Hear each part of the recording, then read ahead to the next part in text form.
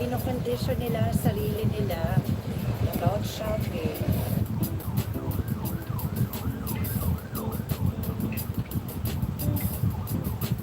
Correct. It's a cafe. Here in Bella, and LV Cafe. So if you are business class, but you have to pay. It's not free. But you pay for your food or just the entrance? pay for the food. So we are going to the LV Cafe. Joffrey, wow. Thank you. Because Joffrey's going to take care of us.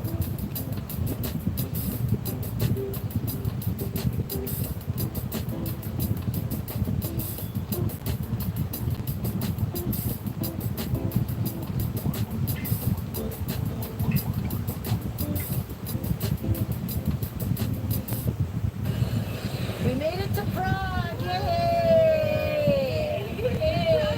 Our first stop is the bus stop!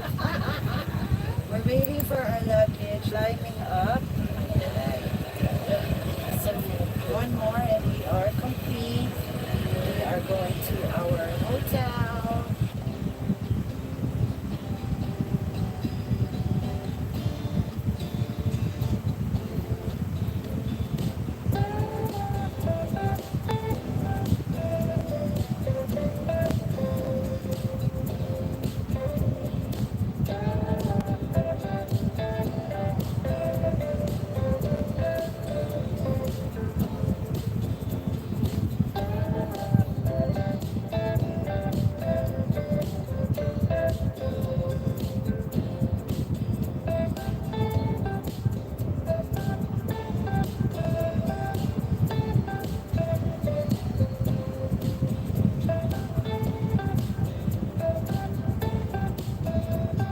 So we are walking, kind of lost, but we don't mind for the very first time.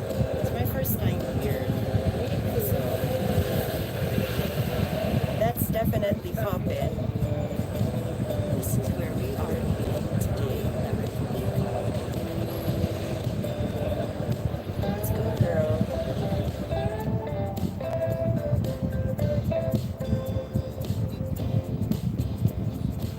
Hi, girls. So what's the food here?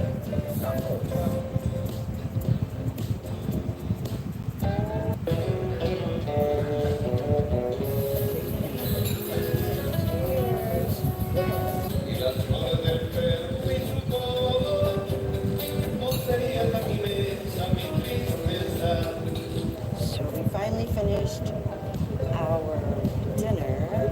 Take a look at the sky. It's beautiful.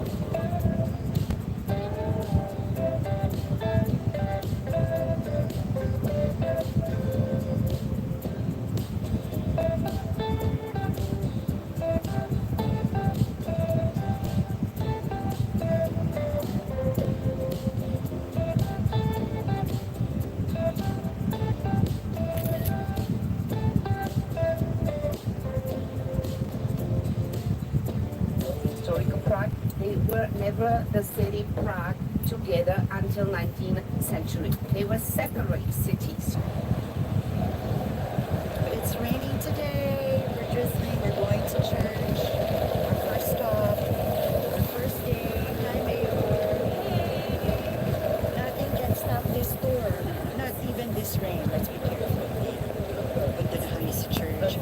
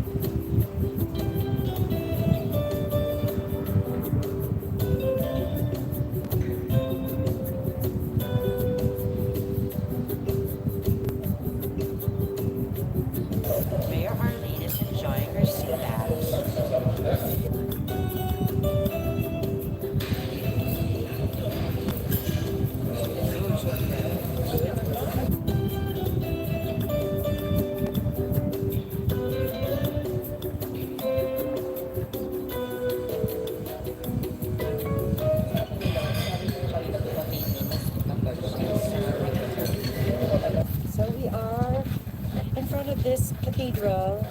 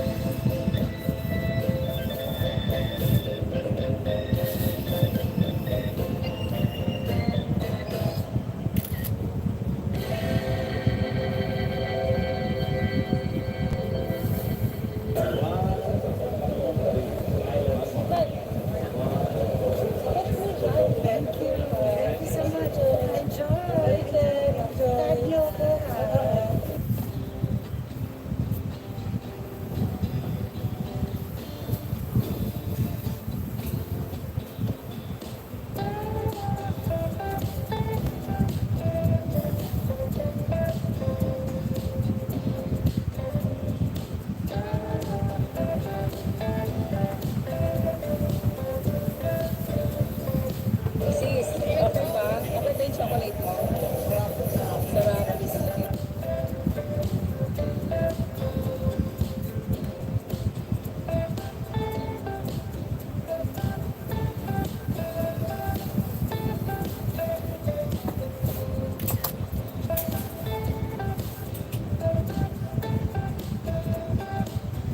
So we're going to Campo Park here by the Charles Bridge. Oh, now it's cold. Coming out this far. As recommended by our tour guide, we are now here at Campo Park. Let's go.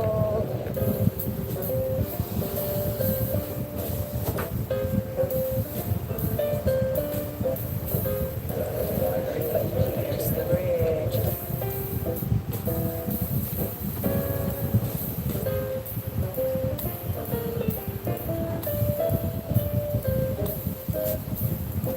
So this is our hiking. I'm eating dinner.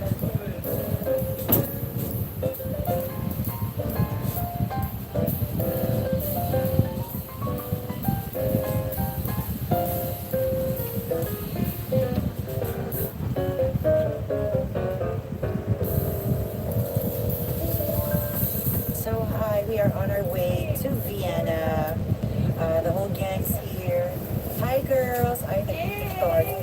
Victoria, hindi ako kasama. Anyway, you should see our maletas. It filled up this van.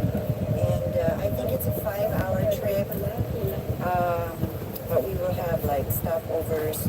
I heard meron daw super nice outlet along the way. So obviously, we're gonna stop there. Tama, girls!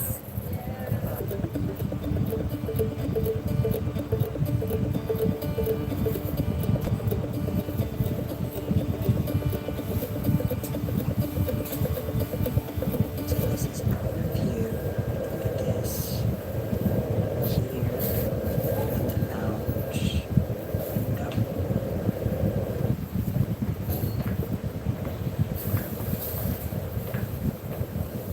And then pala yung business center. This is the lounge. And going to the clouds.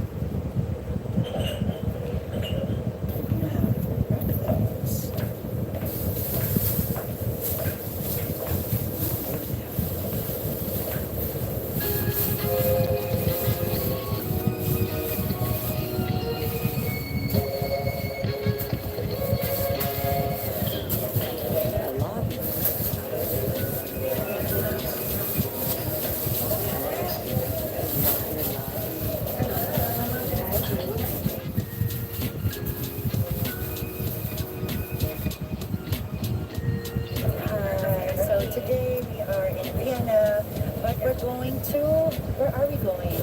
Slovakia. Slovakia for an outlet. Hello, Hi. Yes.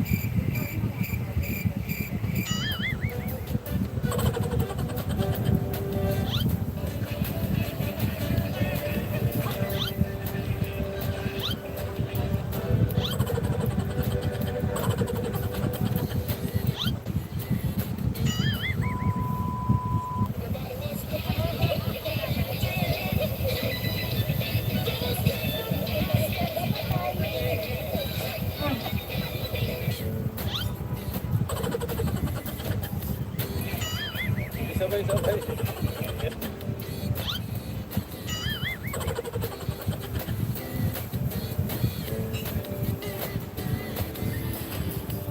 mine's tulips, butyok, at other things. Bakit may ito na naman ito?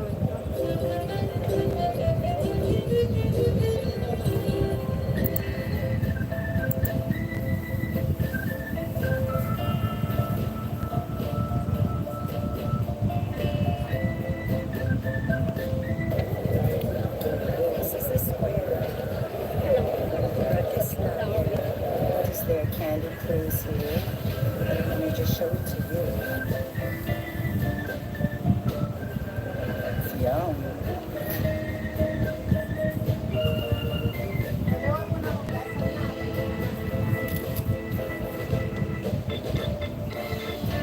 Straight ahead left is the Opera House. The Opera House can house 2,600 people.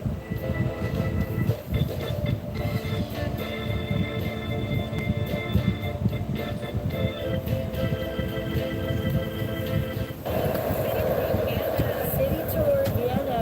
It is our very first time to really experience Vienna with the color fair. That's our national costume. Souvenirs here.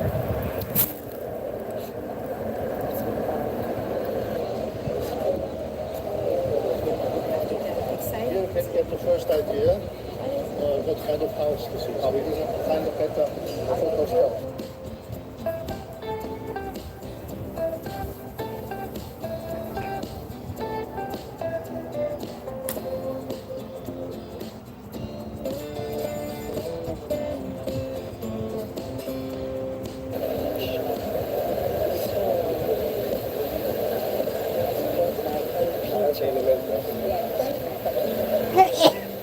Sorry, this is what it looks like.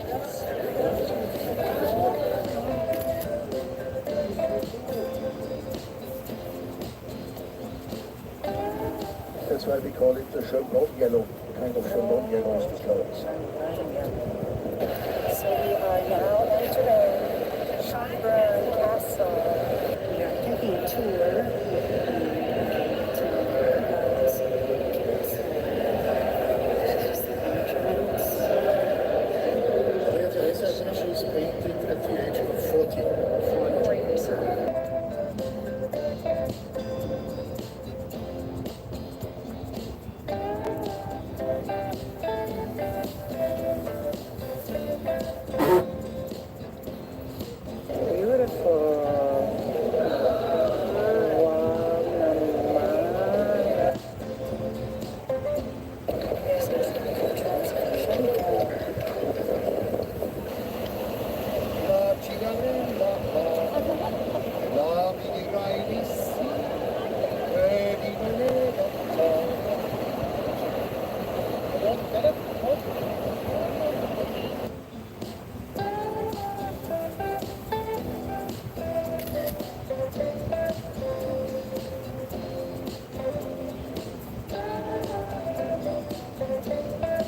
Entering the Albertino Museum. This is what it looks like outside.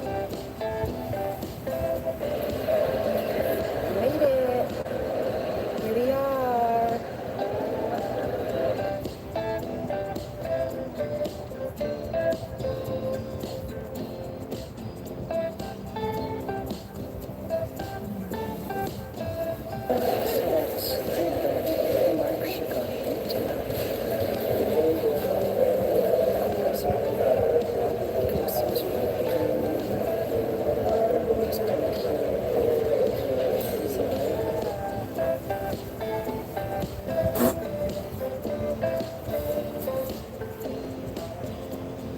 Allergic talaga ako dito sa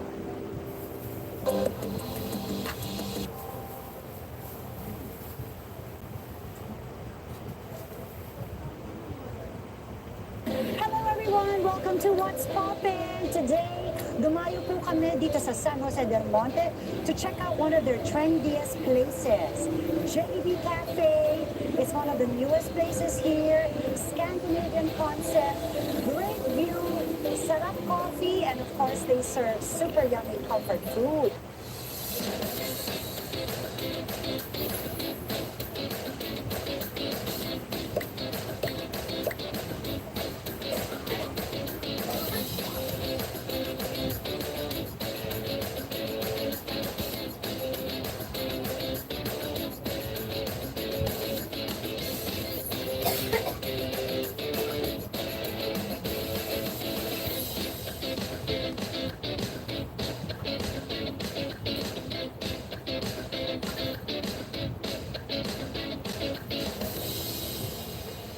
At ngayon po, sasamahan po tayo ng dalawang very special guests. Exciting po ito. Si Candy Pangilinan and of course her precious son, Quentin. So come and join me. Pasok na po tayo.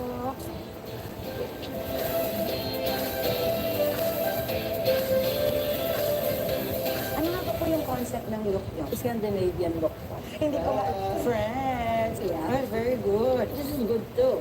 I'm quite sure it was given to us for a certain reason, for a bigger mission. A mom will do anything and everything talaga for your child. What you're doing is really amazing. I think Quentin is my ticket to heaven.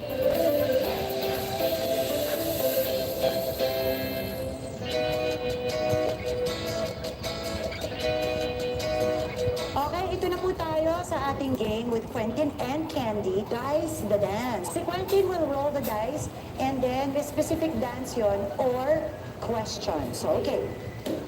Number 1, dance. Okay, Quentin, we will follow you.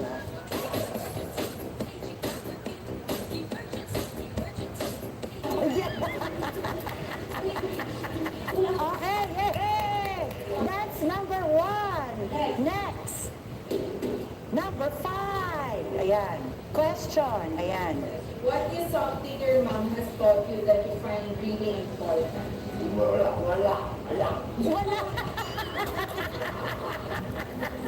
Wala. Okay. Roll the dice. Number 3.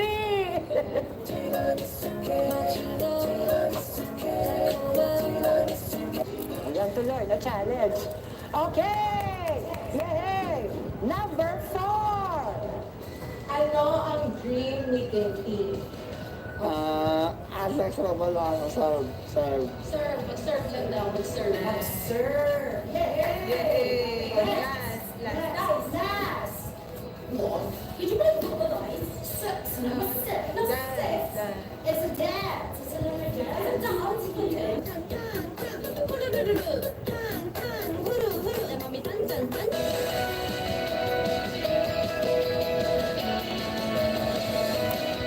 Thank you so much for being here.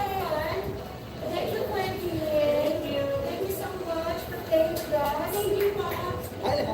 So, hello. Kasama ko po ngayon dito sa What's Poppin'. Of course, si Candy. Nakita natin sila earlier. Candy and Quentin. Yay! Excited ka, Quentin? Why? Because we are... What is the favorite thing you love to do with your mom? Singing. Singing? What's your favorite song? Hindi yung yung Bee Gees one, yung Bee Gees. Happy brother love is our love. And indeed they are love. I really need to learn. Gathered in the world of fools. Breaking us down. Now the Should let us be.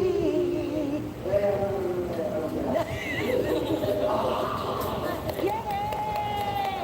I love that song. Pagdating naman sa favorite subject mo, ano yon? Ano kaya yon? What is your favorite subject? Math, spelling, Filipino. Ay, balita ko you take a lot of languages. Marunong ka mag-Spanish. good one, no. Buongiorno, Italian.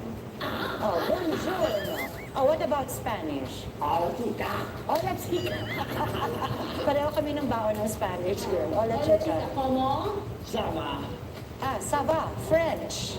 Ah, ang galing mo naman, nababalik-baliktad mo lang. Korean. Saya. Annyeonghaseyo. Hindi ko French. What is the best birthday gift your mom ever gave you? Album. Alba Sutana for as an altar server. What's your favorite movie? Sit down, sit down. Road trip. Sigurado talaga niya wala akong dadaanan. Akala mo Congratulations pala to you, Candy. And of course to Quentin. Congratulations dahil graduate na si Quentin ng senior high. And now, you are looking for a school for Quentin. This is very, very important. Yes. Dahil syempre college ka na, Quentin. How easy or how hard is it to look for a school for Quentin dito sa Pilipinas? Actually, for primary school and for the senior high, okay naman. There's inclusion. But the problem is when you go into college, they have inclusion, pero not for the kinds of Quentin. Pero, for example, ang gusto ko kaya Quentin is interested in photography. For photography, hindi naman si Quentin interesado pa sa history of color. Hindi ba yung mga ganun? Hindi niya magagamit doon. So, kailangan niya certification o na pwede siyang umattend every day na yung photography na kaya agad. So, wala kayong ganun. Know that you have been doing so much for Quentin since he was younger, looking for schools and all that. Kanina po nag-uusap kami and may sinabi si Candy and sobrang totoo yun eh. It's not anymore the awareness but it is the acceptance. Yes. Especially after a certain age. Yes, because when they grow older, like the age of Quentin, it goes beyond awareness anymore because people are already aware about autism and neurodivergence, diba, about the spectrum. Pero yung acceptance for them to be part of the community, for them to be beside you, working with you, and to be able to work in that community as well. Na magkaroon sila ng trabaho at makatrabaho mo sila. Iba yun.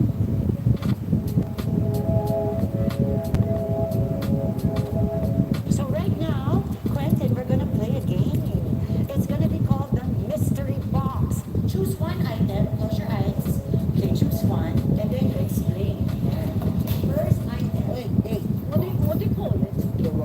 the mouse. Few bags by seeds. Oh, because ito ang business mo, di ba? Few bags by seeds. Oh, it's online. It's online right now on FB and IG. Maganda siya. Very handy. I like tiny bags. So this is perfect. These are weaved by the women of Laguna, assembled by women which their families have PWDs. Close your eyes. Choose. Ayan. Ano siya? Ang kakaming. Revitalizing and calming. Q-Sense by C. Ayan. And when you put it, you roll it. Tama? It will calm you and revitalize you. Tama? Friend. So ito lang yung dalawang business na bags, and Q-Sense, all available online. Yan. Supportahan natin si Candy and Quentin. Hi. Oh, next item. Close your eyes. Okay, let's choose. Ah. What is that? Books. The book of your mom. Is this for me? Yes. Oh, thank you. This is Mommy Dear, our special guide. Yeah. This is also available online. It's about our journey from pregnancy till mga 14 years old of Quentin. Mommy Dear, our special guide. And it's already out, right? Yes, it's already out. Okay, okay. Oh, next item. Okay, pajama. Pajama po. Bakit pajama? Kasi parati kaming biglaan. Yung nag-vlog kayo? Yeah. Ako yun. Yes. Okay. Yes. Yung kung kailan lang niya gusto or kung kailan niya lang type, yun lang kami nakakapag-vlog. So kasama po natin ngayon si Tita Connie, one of the owners here in JEB Cafe, San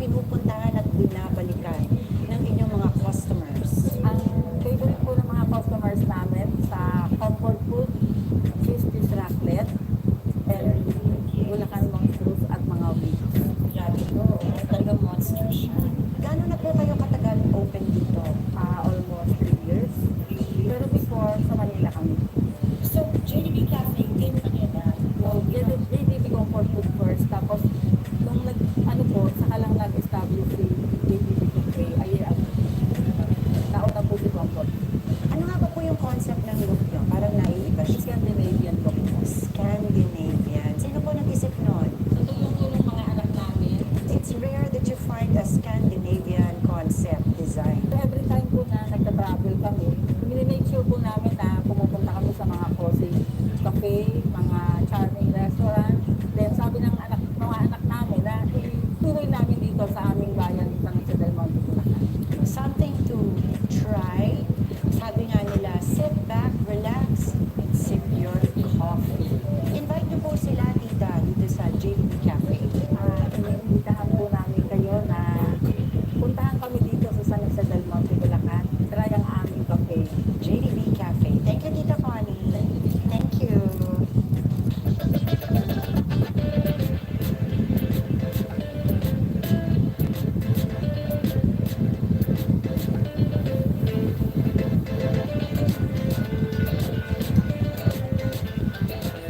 So we are still here at JDB Cafe. Located po ito sa San Jose del Monte.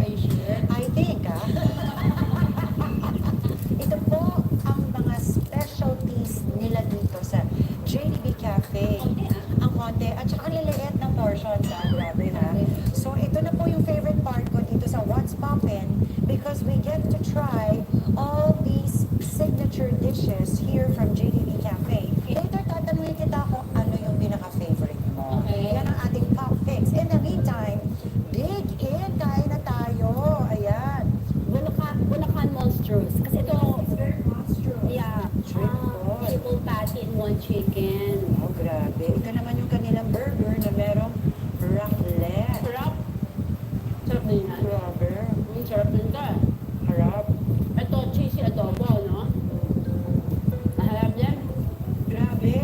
Magkano yung mga price points kaya dito? Pamanglaan ko. Ako ang hula ko, 400 daw to eh. Ang galing mo. 400 lang yan. Oy, Hmm, sulit yan dahil 400. parang for me, isang buong pamilya na kain yan ang rich. Oo, pero payat sila. Kaya sila. Uy, masarap to. Ba't dalawa yung chicken wings? Sila ako bakit? Ito, ano to? Ano Chicken to? wings. Honey garlic. Honey garlic. Thank you. Yung isa, Ano yung isa? Ay, gusto ko. salted egg. Tignan mo yung salted egg, titignan ko tong honey garlic. Kasi yung honey garlic, may honey na may garlic pa. Eh, yung salted egg. Kapag salted pa, Teka nga. Ay, gusto ko ng salted egg. Oh, honey. It's so garlic, yeah. Ay, very good. This is good too. Panalo dito sa JDB. Ang daming food. May San Jose del Monte lang ito. Malapit lang ko ito. Mga 3 minutes walk hanggang Manila. Oh, ako binabagyo tayo. Umulan lang, okay ka pa sa bagyo. Parang ang lakas. Oh. Pero ang sarap ng salted egg brownish. Masarap nga yung honey salted egg. Pero, sarap din yung cheesy adobo. Ito talaga. Pag ito masarap, Sarap. ibig sabihin dito ka na kumain. Tikman natin ito, ha? Hindi sa lahat ng lugar meron ito. Pag ito masarap, ito na yun. Grabe. Shucks, mukhang masarap. Ang sarap ng kanin. Ang sakit sa ulo. What's poppin'? What's poppin'? Ito yung masarap. Yung rice. Yung, di ba galing? Huwag mo kayo matakot kung burger nila sinaksak. Saksakan mo ng sarap. Kaya ako nilaksak. Sa pack picks natin, ano yung pick mo? Ako gusto ko tong Bulacan Monstrous. Oh, okay. Itong pasta na cheesy Okay. bacon, cheesy adobo, and itong honey garlic. Ano lahat pick niya? Okay. Ako, gusto ko talaga si salted egg chicken wings. At saka ito, Swiss cheese burger raclette. So ano na natin kung anong masarap dito sa JJE Cafe. Dito lang po sa San Jose del Monte. Ayan, JDB Cafe. Lapit-lapit lang po ito sa Metro Manila. Hindi pa ho? Hindi, seryoso po. Malapit lang po ito sa Metro Manila. After Fairview. After ng super yummy at nakakabusog na foods, pwedeng-pwede naman kayong mag-chill here sa cafe nila. They offer different drinks, perfect for you, your friends. Plus, hindi ka mabibitin dito dahil meron din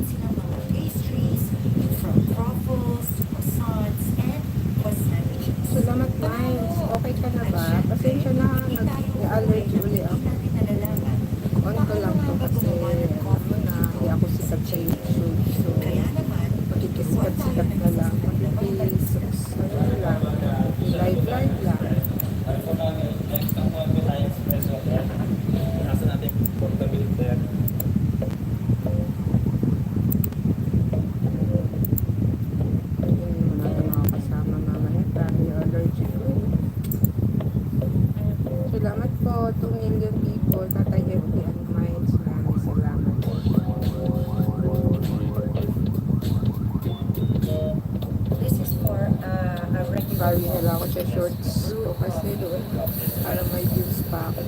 Pero sa live parang wala, no? Short, views naman ng shorts. Bukan pa nga yun.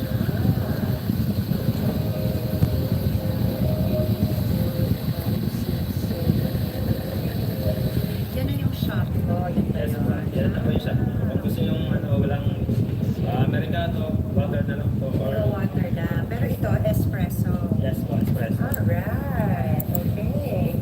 Ayun pala yun. Ayan. Galing. And then you just add different flavors. Yeah, thank you.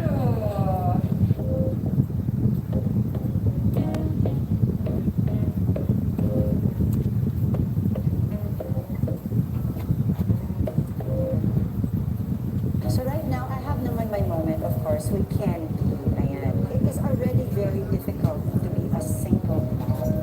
But yung sa'yo, hindi ko mas difficult because you have such huge responsibility for pamilya. Para naman ma-encourage yung mga moms out there, no? Particularly, of course, the single ones, anong mapapayo mo? Just keep on going. Do what you have to do. Just keep on going. Kasi once you stop, doon mawawala ng yung lakas ng loob. And I think because you are needed, sinabi ko na ito before, because you are needed, you will not stop. You will think of ways para kumita. Tama. Diba? Kasi kailangan eh. Kasi needed ka eh. So you will be creative. So yung burden mo, nagiging blessing.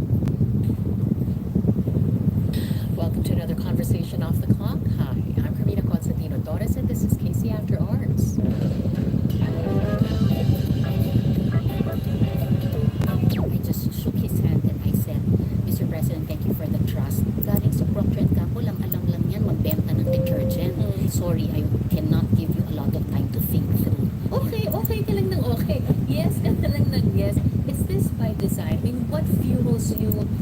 Is ambition even part of it? Paano pag nagkabangga ang opinion mo, posisyon mo, dun sa kung anong gustong opinion at posisyon ng pamahalaan, ng administrasyon? I welcome very much feedback. I want always to be checked. Sa akin, ang anchor lang natin dapat lahat, the Constitution and the law. Yun lang. With regard to the decision kasi of Solicitor General Maynard, I think A reset button, usually something you'd find in a manual, is also something our government seems to have. Ang tanong ng marami, bakit? Ang sagot ng Pangulo, it's necessary. Especially when the country faces tough issues and legal battles that affect every single Filipino. Himayin natin the role, the weight, and the responsibilities of the government's top lawyer who returned to service at a time when the country demands clarity and conviction. Kwentuhang bahay naman tayo with the newly appointed Solicitor General, Darlene Berberabe. Solicitor General Darlene Berberabe. I'm still gonna have to get used to that, but welcome to the podcast. thank you, Carmina. Through my different roles, we've been friends all these years, so thank you. Thank you again for this The last opportunity. time we talked was when you were newly named as the Dean of the UP College of Law. That was just last year. Yeah, that was in 2023, in December of 2023. So maybe the interview was like a month or 2 months after. Correct. And now I'm now interviewing you as a newly installed Solicitor General. Tell us how it happened. Okay. It was very fast. I remember the week when there was an announcement in the news by the president that he asked for the courtesy resignation of the cabinet members. So I, together with my colleagues in the UP College of Law, we were in a right shop with the Supreme Court justices. We were like drafting some rules for the Supreme Court, and then we received the news, and everyone was joking. So there's a lot of vacancy in the government. Maybe we should all go to Metro Manila because we were out of town and apply for the roles. So, but that was just like the joke among us. So on my way home, I got a call from the executive secretary and asking me if I would be willing to be considered for the Solicitor General. And and then he said that sorry, I could not give you a lot of time to think through it. So just say if you are willing for your name to be submitted to the president. And then I said yes, to be considered. And I thought that, I'm sure that they are getting a lot of names for the consideration. So I wasn't really sure. So in fact, the week after, we were about to go to out of the country for an academic summit, and I still went to that trip for UP. And then I got a call again from the executive secretary saying that you will have your oath taking on Thursday, so be back here in the Philippines. So oath taking na nga. Oath taking. From being would you like to be considered to your oath taking will Yes. be coming up. Yes. So that was like maybe not even a week. So it was really a surprise for me, for UP Law, and I think also for the OSG organization. And then oath taking on Thursday, and then the next day was my first day in office. So Solgen Maynard Guevara and I already had our turnover meeting, and I hit the ground running. When was it that you came face to face with the president? Was it before the oath taking, after the oath taking? Have you had a chance to talk to the president? So it was during the oath taking itself. So I did not have the opportunity to speak with him before, and that's why I wasn't really sure if I will be selected. And then, so during the oath taking, I just shook his hand and I said, Mr. President, thank you for the trust. And then he told me, well, I'm the one who should thank you because you said yes. There was a role that was previously offered to me, and he said, you said no to my previous offer. And then I said, oh, Mr. President, was it really you who offered that role? Because I thought that the one who presented to me the opportunity, just mentioned your name so that I would say yes. No, no, no, no. It was me who offered that. What was that? So there was another role, also in government, but I was just elected as the Dean of the College of Law. So I politely said that I wanted to really finish my term as Dean. And he remembered, and so that was the first time that we had a But conversation. correct me if I'm wrong, you were also, being considered for the Supreme Court. Yes, so I was nominated to the Supreme Court for the vacancy upon the retirement of Justice Mario Lopez. So I was nominated by Chief Justice Art Panganiban and Justice Conchita Morales Carpio.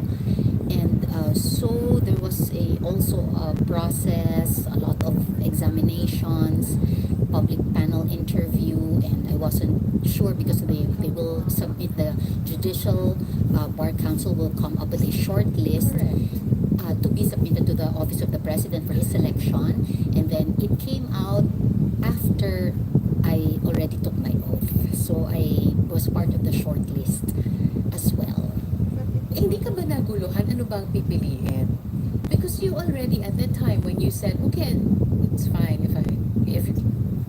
you said yes to being considered, that's one. But then you also were already going through the process, that's two. Bakit hindi mo sinabi na, nandito na, I went through the process of the JBC, hintay muna natin to. Why was it easy for you to say, okay, yes, we Okay. can consider? Yes. So I knew that, Executive Secretary also told me na, sorry, I cannot give you a lot of time to think through. And I knew that it was also the President who will select the one who will be the Justice of the Supreme Court.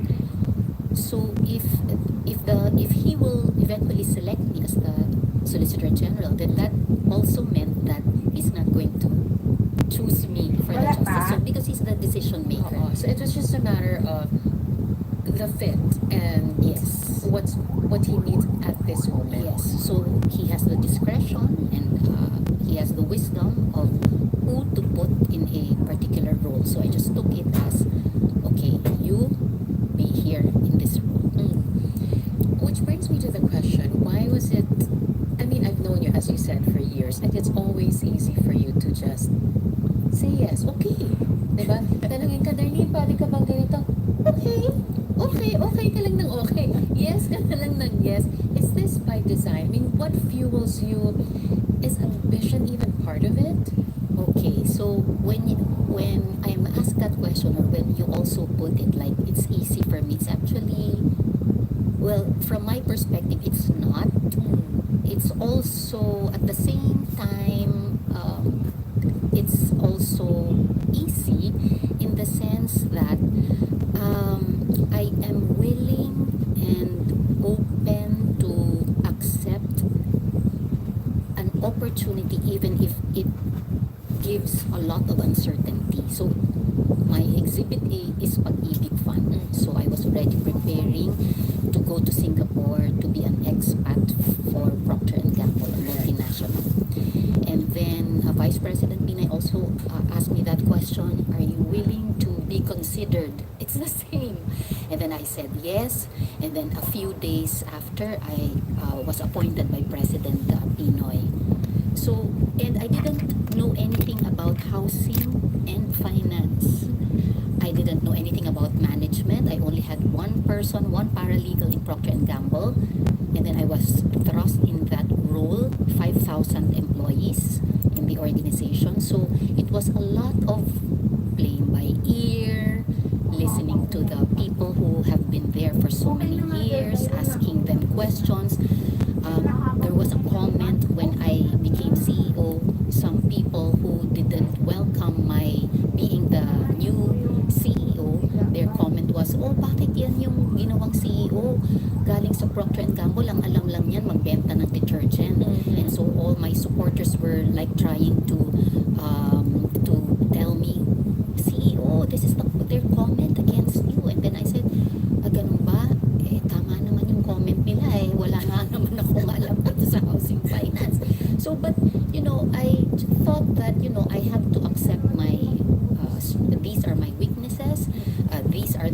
where I am strong. I know how to ask questions. I am humble enough to accept that, okay, mas marurunong tong mga to sa akin, and I will just use my good judgment to choose which will be the priority programs and implement them. So what do I think is my trait that enables me to say yes for opportunities that give a lot of uncertainty? I think I just have the courage, even if I don't see the consequences or I don't see my future, I just know and harp and on my strengths and weaknesses and just play it by ear. I guess that the more important, I mean, listening to you now, it's that willingness. The willingness to do. Kasi kahit naman mag-yes ka, pero walang willingness sa likod mo, nag-yes ka lang. But as evidenced by all the positions that you have taken in the past years, you don't just say yes. You made it happen for all these entities because there was willingness to do the work behind it. Well, you are correct. So, willingness to learn, willingness to do the hard work, because if I have to study, I will really study. So, if I don't know anything about this subject matter, in housing finance, we went to school for short courses. I tried to learn on the job.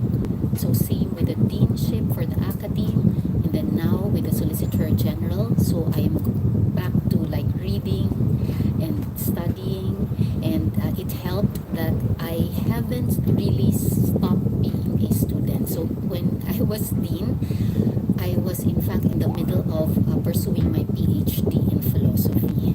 So I was able to finish my coursework, 33 units, and then I studied and prepared for my comprehensive exams.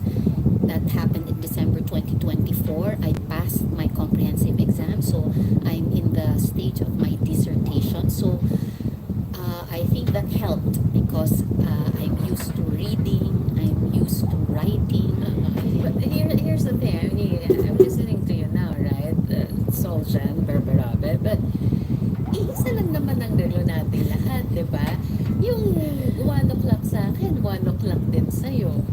Pero bakit yung sa amin 24 hours, pero parang sa'yo ang dami mong oras? How are you able to do all of these things in one day? Okay, una, hindi ako masyado mahilig matulog. So, and then, Bakit parang sayang ang oras mo pag itutulog mo? parang minsan may ganun ako na, ay, pag gising na. So, although, no judgment dun sa mga iba-iba tayo ng may efficient, pagka nakatulog ng madami, okay lang yan.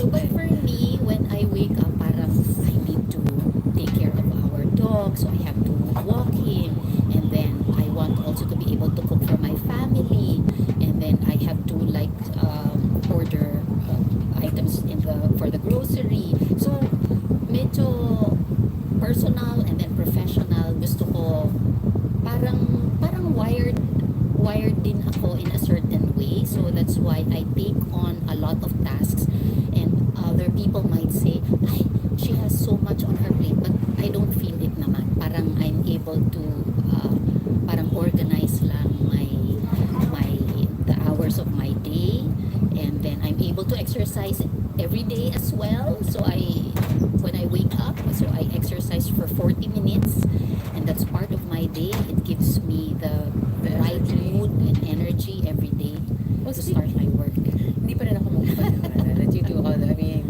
you know.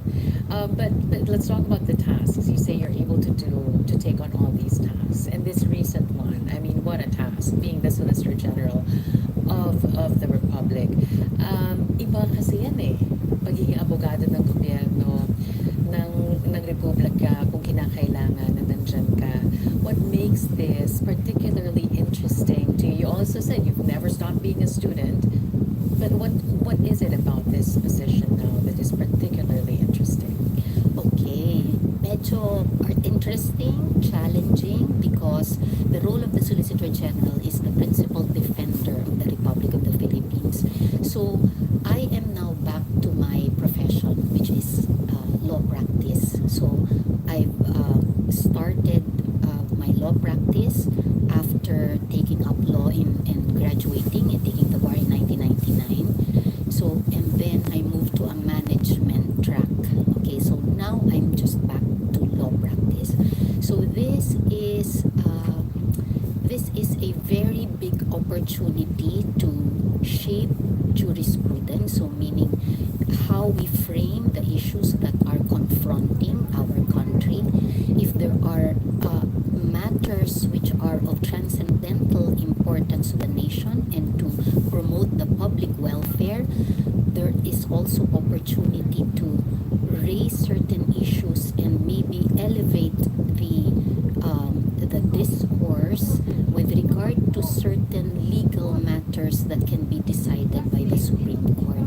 So it's kumbaga ito parang lahat ng inaral ko as a law student at pinractice when I was a lawyer in the law firm and a general counsel for a multinational. So ito ibang level naman, pagtatanggol para sa republika upang ang ating mga leader, for example in the executive, our president, our Congress, our Senate, and the different government agencies can do their work. And sana, of course, ang gusto lang naman ng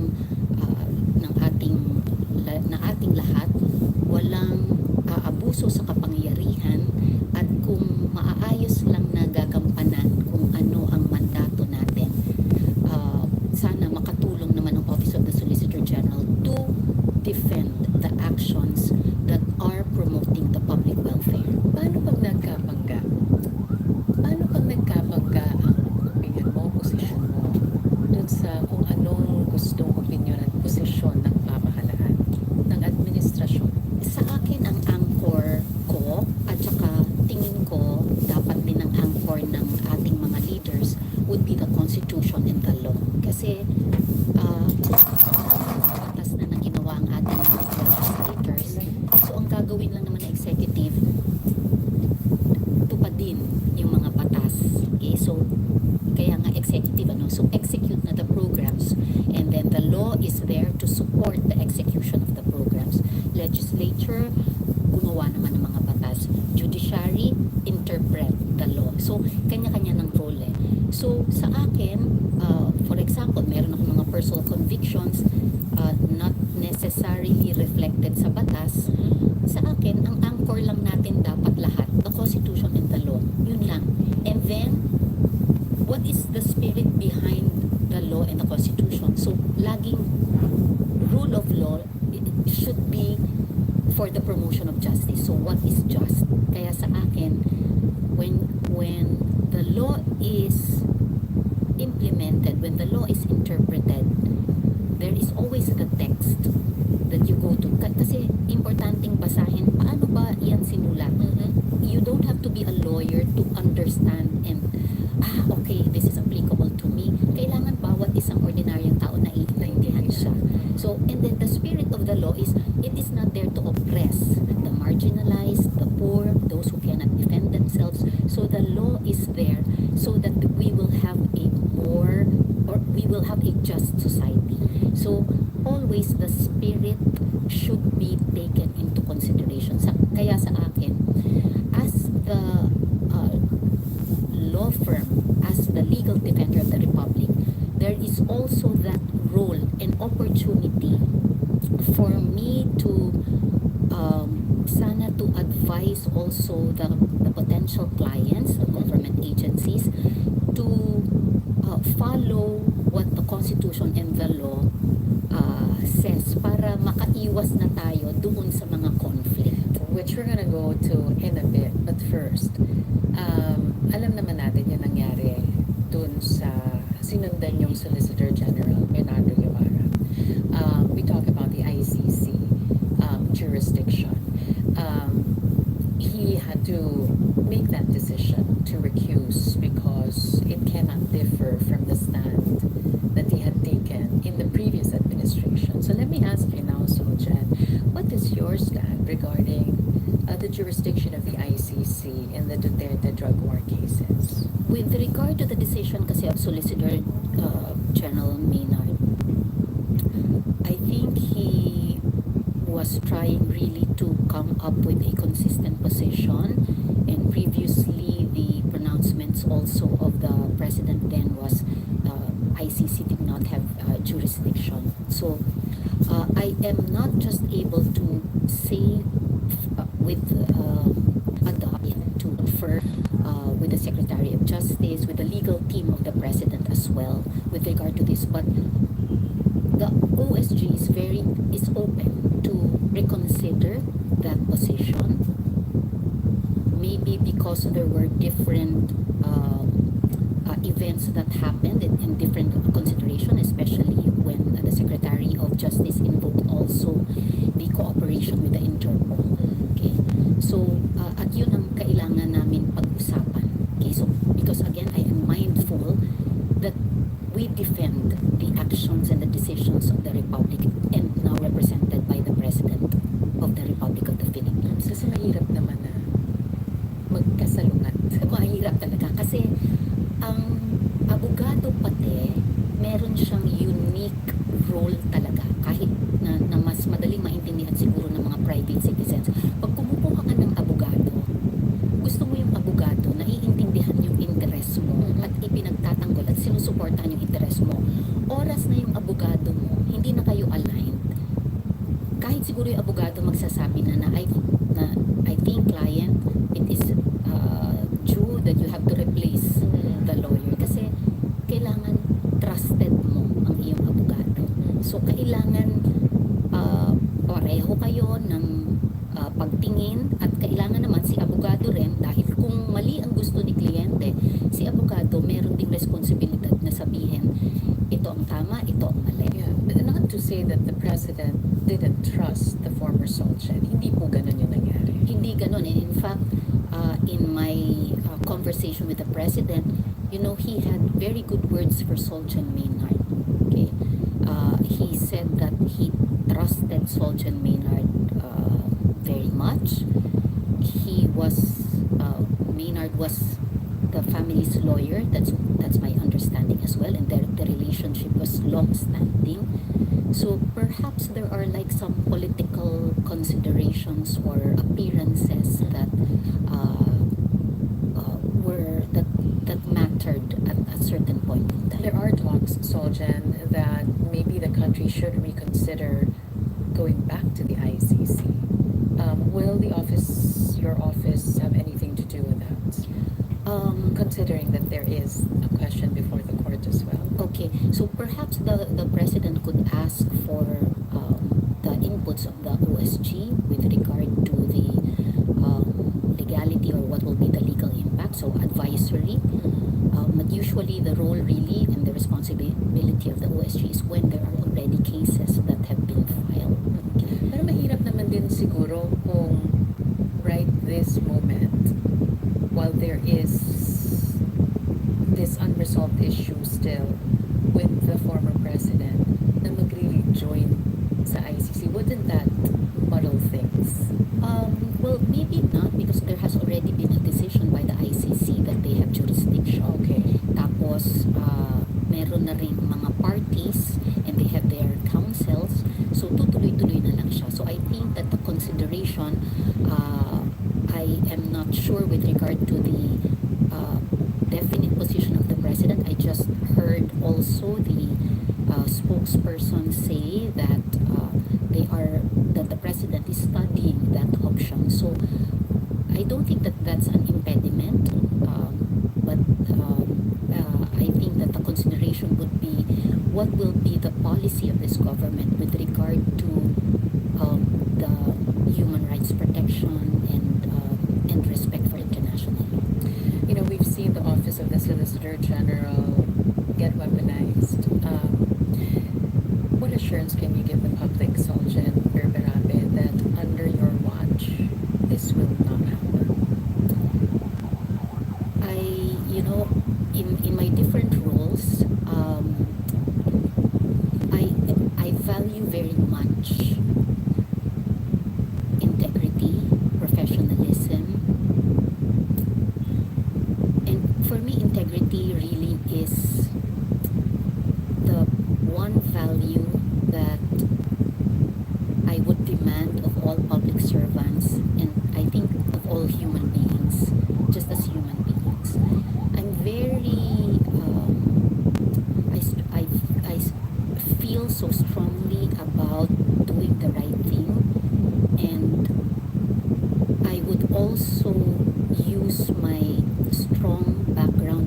philosophy in discerning what is good for the public welfare and for the people.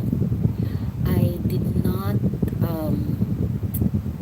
spend my years as lawyer from the University of the Philippines, whose values are honor and excellence, and just waste it by weaponizing the law and giving all the institutions that I went to, my hometown Batangas City, the name of my parents, to just waste and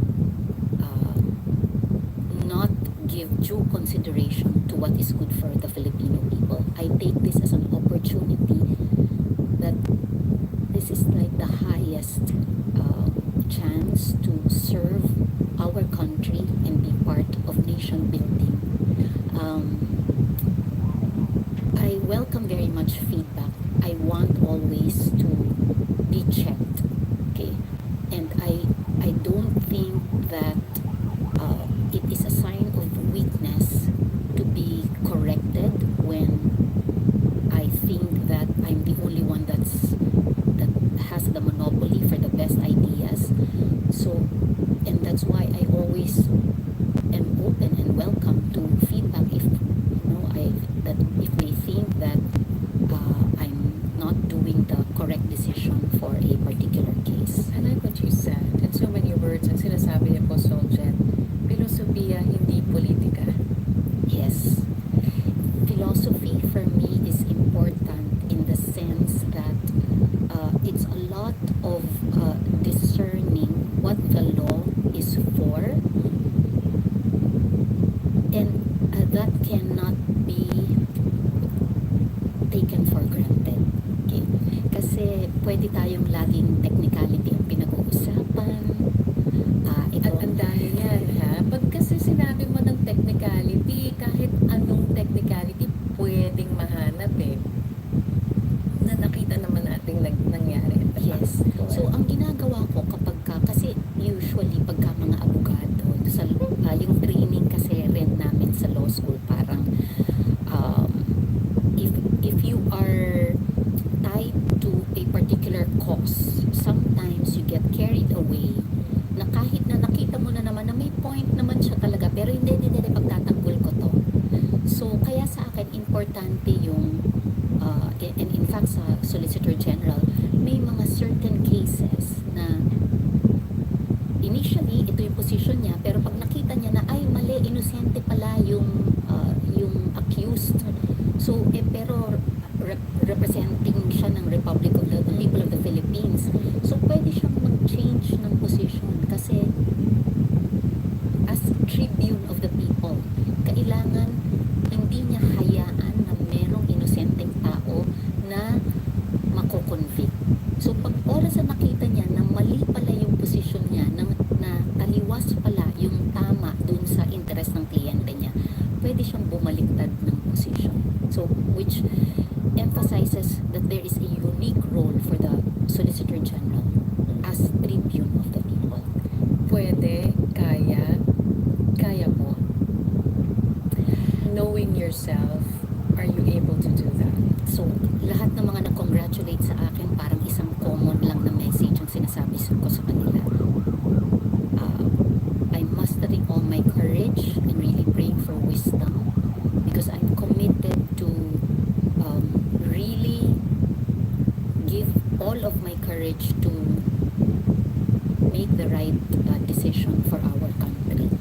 So, siguro ito na, dito ko na makukuha yung pagiging Batanggenya ko. Puputin ko na lahat ng tapang at lakas ng loob para gawin yung tama.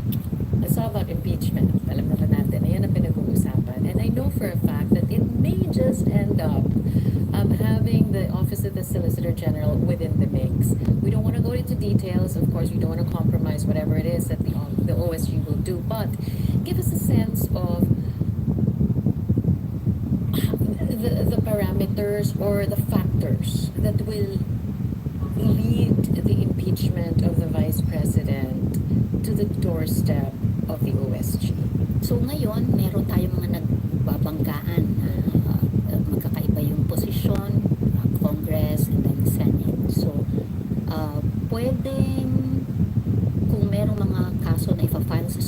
Court, so pwedeng mapunta ang OSG sa isang posisyon na sino kaya ipagtatanggol niya doon kasi parehong government eh. So pagka mga ganoon, Exciting pala.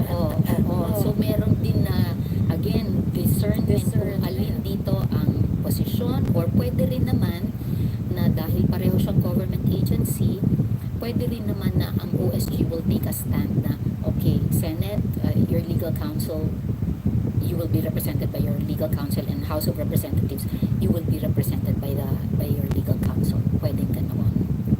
Pwede bang out-of-court settlement headed by the OSG? Pwede ba yun? Pwede rin kasi ang lawyer, in fact sa law practice, mas maigi nga sana na merong alternative modes na ma-settle natin. Hindi naman lahat sana.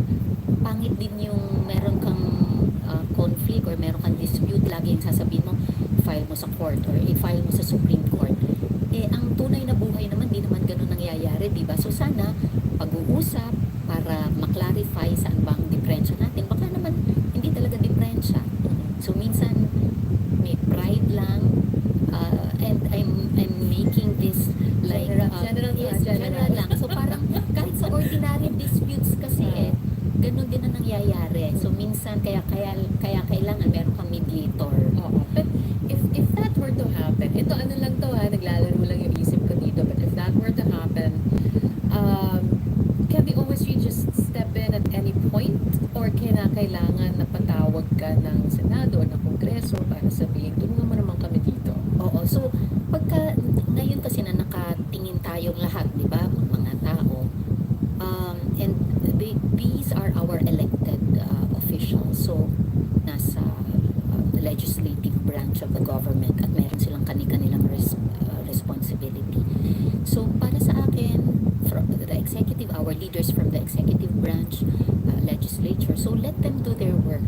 So silang nakakaalam dyan. Yung mga politicians, sila yung nakakaalam dyan. So kaya parang sa akin medyo alangan naman na Bida-bida ka doon. na parang ako may sasabihin ako, pakinggan mo ako. So hindi. So let the political actors perform their responsibilities, and always siguro bilang abogado, and yun din naman ang gusto ng lahat, all of us will just be guided by our constitution, and again the spirit of the constitution. Kung ano yung pagkaintindi ng ordinaryong tao, yun siguro ang dapat natin ding iniisip. Take a step back. Ano ba ang gusto ng constitution natin? Kaya sa akin, mahalaga ring rule of thumb yung tanggalin kaya natin yung masyadong technicalities. Tingnan lang natin yung simplihan lang yung issue para mas minsan may worth yun. Parating may worth. Yung simplihan lang yung issues, baka mas matunto natin yung solution. You've seen the law from various perspectives sa tagal ng karera mo bilang abogado. What to you is the biggest injustice you've ever seen? Marami, pero parang sige, I'll just describe it in general terms. Ang pinaka nakakagalit sa akin yung ginagamit yung mga institutions to weaken our democratic values and to weaken also the institutions. Sa akin, we have to continue to strengthen our institutions, the Supreme Court, the judiciary. We have to respect their independence. The executive, kailangan napakaganda kasi ng constitution natin, yung framework ng government natin and how we do our work. May kanya-kanya silang responsibilidad, pero oras na merong nalunod sa kapangyarihan at inisip na pwede silang gumawa ng hindi tama and to get away with it, yun ang nakakalungkot kasi ibinoto ka, naniniwala tayo sa democracy, naniniwala tayo na bawat isa sa atin isa-isang boto yan.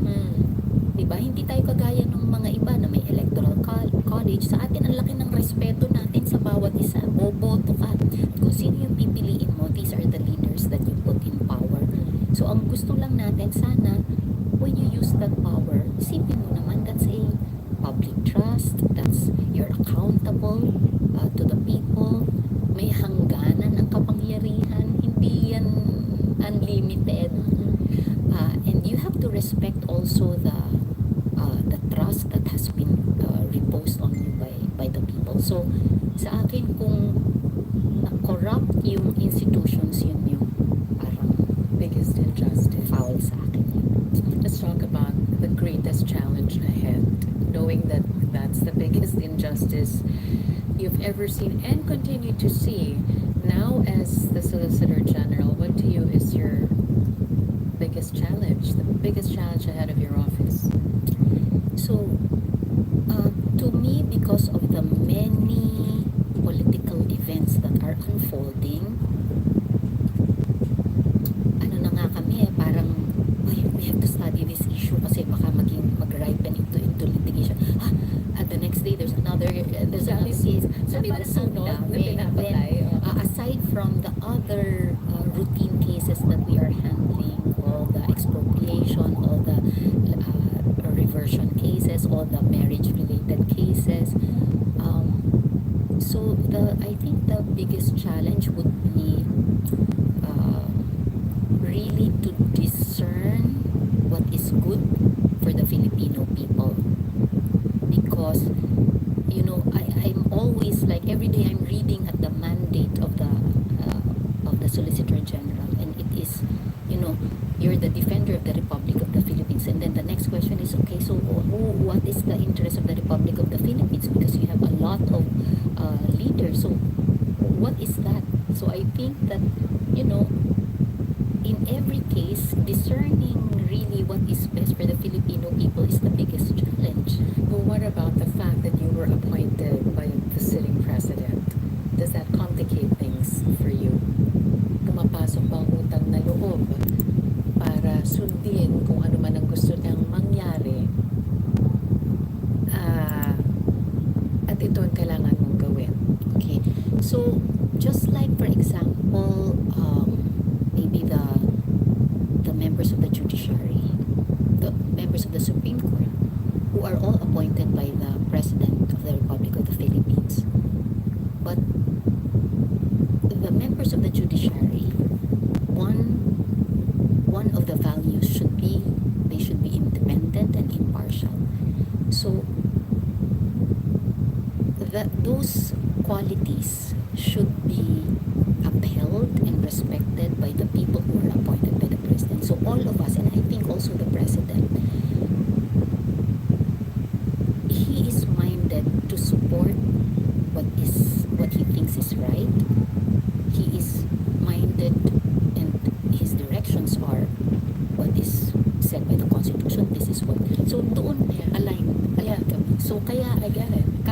Kahit kay siguro dati kay Vice President Binay, ganoon ako. So because he is the President and he is the representative of the Republic of the Philippines, I will also always have to align with him, and that's why I will always ask him, Mr. President, ito po ang position ko, ito po ang tingin ko. And I think dapat ready rin lang ako na, ay Lelen, hindi na tayo tugma. And then I have to replace you. So sa akin, prerogative of the President. Prerogative yan. Kayo na rin po ang nagsabi, ang daming nangyayari sa bayan, daming mga political issues na nangyayari, at kalimitan, hindi kalimitan, ang nangyayari na nga, nalulunod na ang taong bayan sa problemang politika.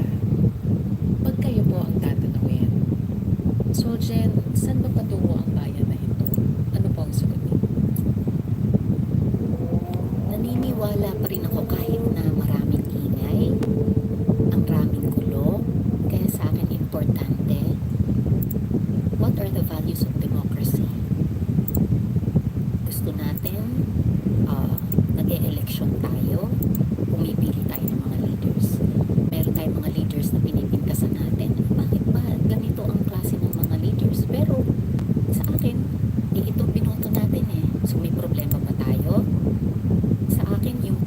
boto. I respect that democratic process. So, we pursue the work every day. So, kailangan wag fake news, kailangan ma-educate natin ang bawat isa, saan ba tayo. So, it might be a slow process because bata pa tayo eh. Yung mga ibang bansa, isipin na lang natin. Baka bilib ba tayo sa US? Sila nga may pinagdaan ng slavery. Tayo nga walang ganun. Yung iba, yung mga punishment nila, pinanunood nila na pinapatay sa harapan nila yung mga punishment. So, sa atin, ang kasaysayan natin ay bata pa tayo. So, medyo kailangan ng pasensya, ng oras, pero walang bibitaw. Again, kaya the institutions are very important. So, huwag tayo mawawala ng pag-asa. At kailangan meron tayong mga short-term, medium-term, and long-term goals. Kailangan lang pagtatrabahuhan natin. Nating lahat. Nating lahat. Hindi lang ng politiko, hindi lang ng kung sino ang nasa gobyerno, pero tayong lahat. Definitely. Lagi ko nga iniisip, kung bawat isa lang sa atin, we will take care of how we improve ourselves, isa-isa. Kasi oras na merong isa na hindi gumawa ng responsibility na gano'n, and then bibitbiting kita kasi tutulungan kita. Okay? So, we reserve that opportunity for those who really cannot take care of themselves, the sick, mga pangangailangan sila. So, pero kung lahat ng able-bodied, gawin lang natin yung bawat responsibility natin. First, to be in the know, and then wag maging purveyor of fake news. So, yun lang, napakaliit pero malaking responsibility in doing our own role. And then to check also our public servants, kung meron silang mali, call them out. So, bawat isa ay may kailangan gawin. So, wag din natin hayaan yung mga politicians natin na sila lang ang nagiging bida sa pelikula ng ating buhay at pelikula at magiging kapalaran ng ating bansa. So, makiisa rin tayo. Solicitor General Darlene Berberabin, thanks for joining us here. Really appreciate it. Thank you, Carmina. Thank you very much. And that's it for another episode of KC After Hours. You know the drill. Like and subscribe. I'll see you on the next one.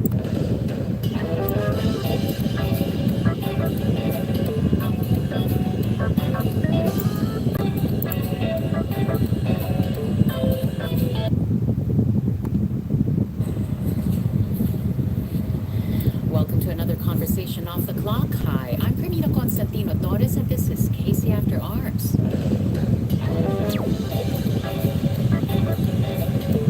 Nagagamit natin yung provision ng saligang batas kung paano gawing accountable yung mga opisyal natin. That the House is allied with the President insofar as the budget is concerned, which I didn't see the past 2 years, which I didn't see during the entire term of President Duterte. Again, we're not stupid. Whatever power you're holding right now, whatever influence you're holding right now, whatever position you're holding on to right now, will come to an end. He took Philippine politics by storm when he entered the arena almost 30 years ago. Spectators hung on to every single word that he said, and he said a lot. Quick on the draw, he made his sentiments known about the pressing issues during that time and even after. Kasama siya sa tinaguriang bright boys noon, kaalyado ni Pangulong Era, marami siyang napabilib. At ngayon, halos 3 dekada na ang nakakaraan. Pangatlo na siya sa pinakamataas na opisyal ng pamahalaan. Sa tagal ng kanyang paninilbihan bilang lingkod bayan, tumaas na rin ba ang antas ng buhay ng kanyang pinaglilingkuran? And if the answer is no, then what's being done wrong? Let's hear it from the Senate President himself. Joining us today, Senate President Francis Cheese Escudero. Senate President Cheese Escudero, thank you for joining us here today. Such a pleasure to have you here on our podcast. Likewise, Carmina, pleasure at karangalan ko mabisita. Napakaganda mong bahay. Ay, naku naman. Thank you, mamaya ikot tayo. But before that, let's cut to the chase, Senate President. Sabi ng iba, magulo ang bayan. Sabi naman ng iba, okay naman. But from where you sit, how would you describe the current state of the nation? May pinagdaanan ako na mas magulong bayan kumpara dito. Ang tingin ko dito, bahagi lahat ng anumang ingay, pangayan at mga pinagdidebatiang issue. Bahagi ito ng isang matatag, malakas, and what you would otherwise call a vibrant and strong democracy. When you see the president having a different position from Congress, when you see Congress having a different position from the Senate, when you see a huge chunk of people having a different position from other branches of government, that shows you have a vibrant and strong democracy. Pero kasama pa ba ng vibrant and strong democracy yung current state of the education sector? For example, yung self-rated involuntary hunger, yung food inflation, can't seem to rein that in. How do you explain that kung maayos sa tingin nyo ang kalagayan ng bayan? Well, ang sinasabi ko, maayos yung kalagayan ng ating demokrasya at pamahalaan na walang diktador na nagdidikta sa buo at lahat ng ahensya ng pamahalaan. Walang ika nga, takot yung tao na magsalita at sabihin ko rin nasa loob nila tulad ng sinabi mo lang ngayon. But these problems have been plaguing our country for the past decade or so. With respect to inflation, the poor state or quality of our education system. Now you have to one by one look at not only the former presidents, but former secretaries of education. Exactly what have they done to reduce, lessen, or minimize this, or otherwise increase it during their tenure? So yung mga ganyang nakikita mo ngayon, so there's a call for the Vice President to be impeached. There's a movement to try to hold officials to account, be responsible for their actions. Tingin niyo ba labas ang politika dito na ito talaga yung dapat mangyari? I joined Congress in 1998. My father was the congressman at that time. Before 1998, the rules on impeachment in Congress and the provision on impeachment in the Constitution was what was referred to as a dead letter law. Hindi nagamit, hindi nagagamit, hindi ginagamit. Nagsimulang gamitin niya noong 1998 lamang. And ibalik ko yung tanong for me. Positibo ba yun o negatibo na nagagamit natin yung provision ng saligang batas kung paano gawing accountable yung mga opisyal natin? I think it's a positive thing as well.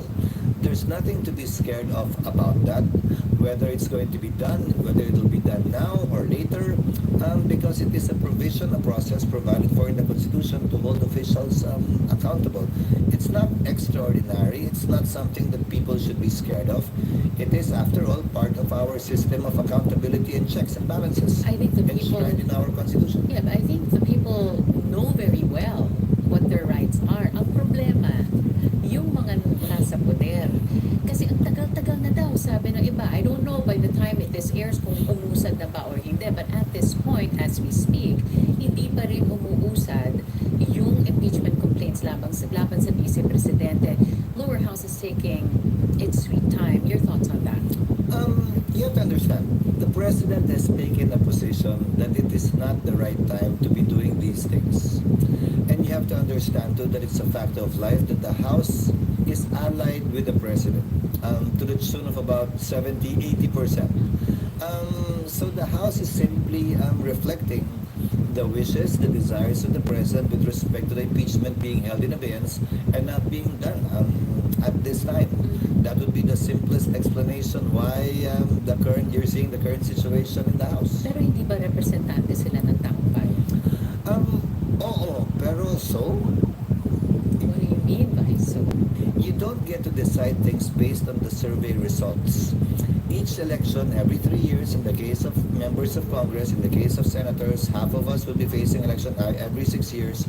Then that's when you judge them based on their performance in the previous 3 or 6 years.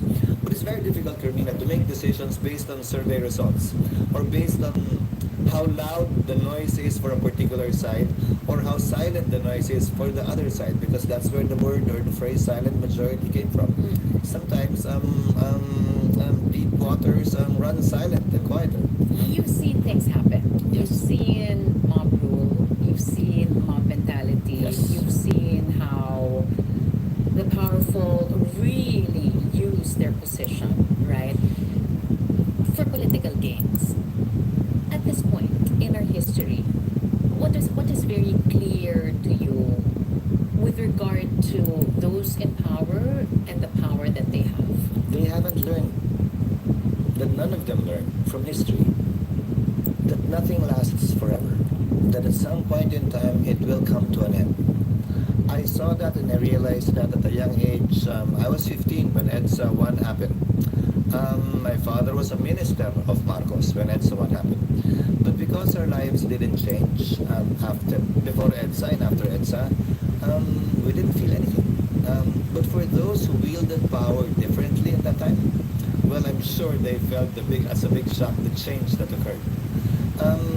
And that's one thing people in power should never forget and should realize. I'm not referring to any person or family, Carmina. But in general, that whatever power you're holding right now, whatever influence you're holding right now, whatever position you're holding on to right now, will come to an end. At ika nga nung kasabihan, yung kasalubong mo habang paakyat ka, yun ang kasalubong mo habang pababa ka. Make sure you're nice to them. Because it'll be the same people that you have to deal with on your way down but when you're at rock bottom. But you speak of power sort of in a vacuum. Nasaan yung taong bayan dun sa kapangyarihan yun? Yung nakakasalubong mo, hindi yung mga nasa pwesto din naman ng kapangyarihan, Carmina eh. Yung taong ordinary nakakasalubong mo dun eh.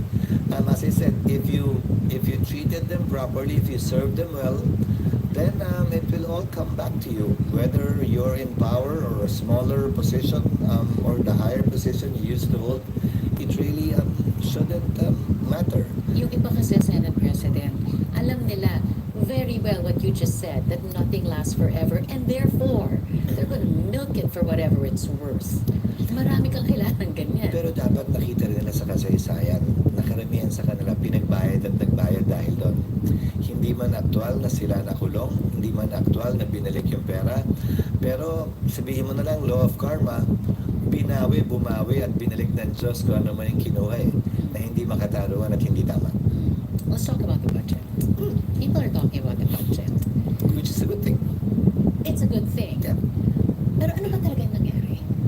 Sabi nung iba, it's the most corrupt budget ever. Magkakaroon ng kilos protesta questioning it. I don't know if tutuloy yung pag-question sa Korte Suprema. But from again where you sit, ano ba nangyari sa budget? May mali ba talaga?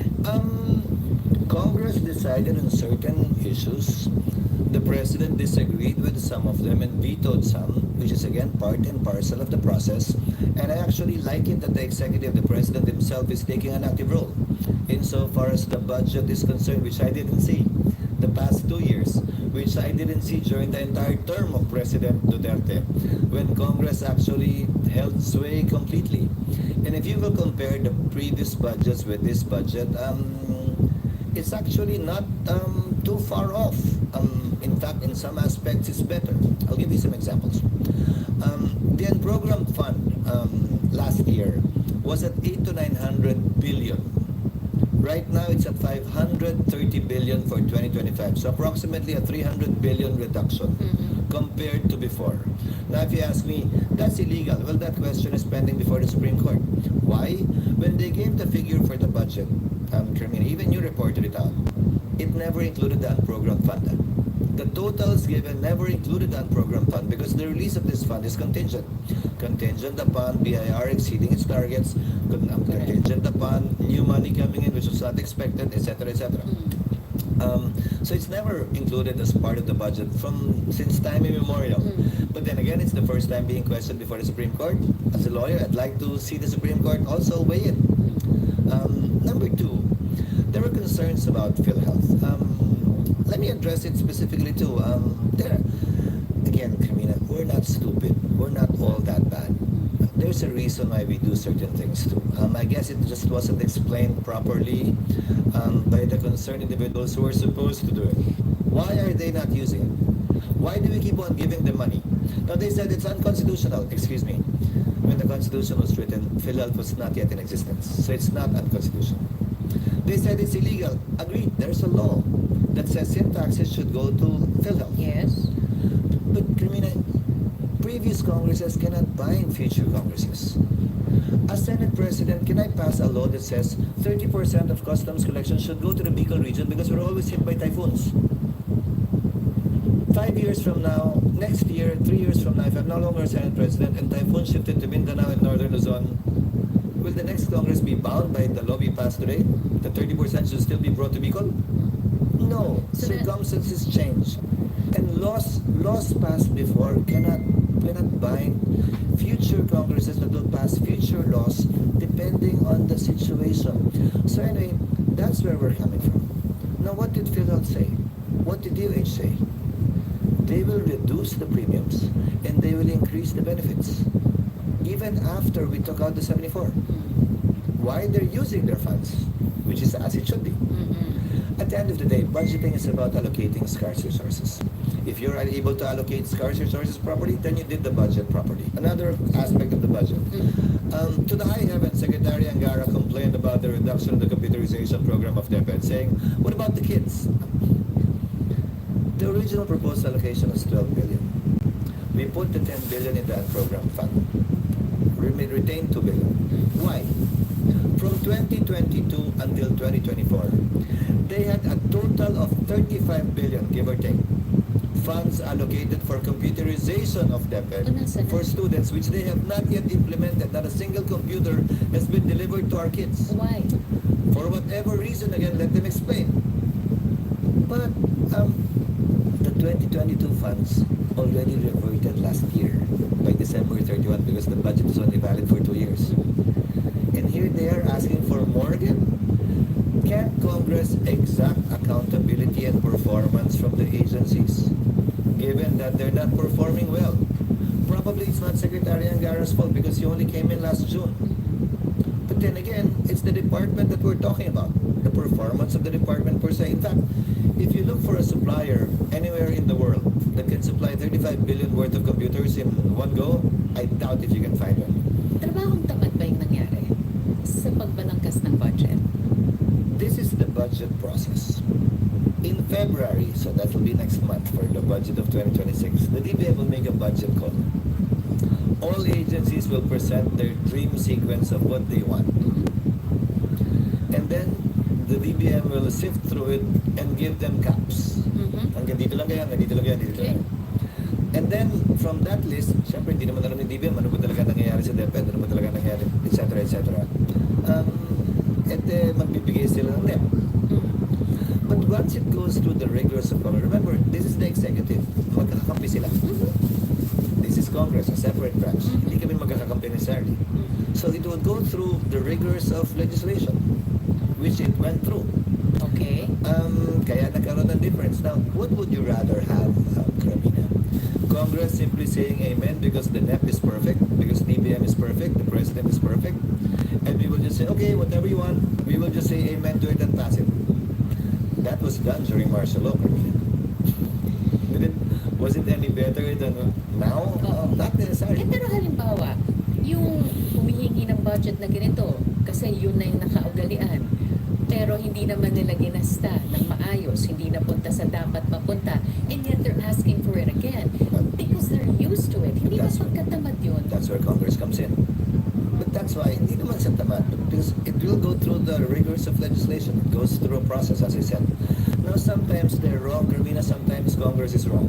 I mean, but that's part of legislation. Again, I like what I'm seeing, given the disagreements, given the Supreme Court coming in once in a while, correcting it. Meaning, it's actually, as a lawyer, as a legislator, it actually shows, as I said earlier when we began, that we have a vibrant and living democracy.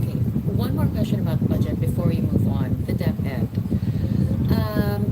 Bakit inilagay yung mga non-traditional DepEd agencies?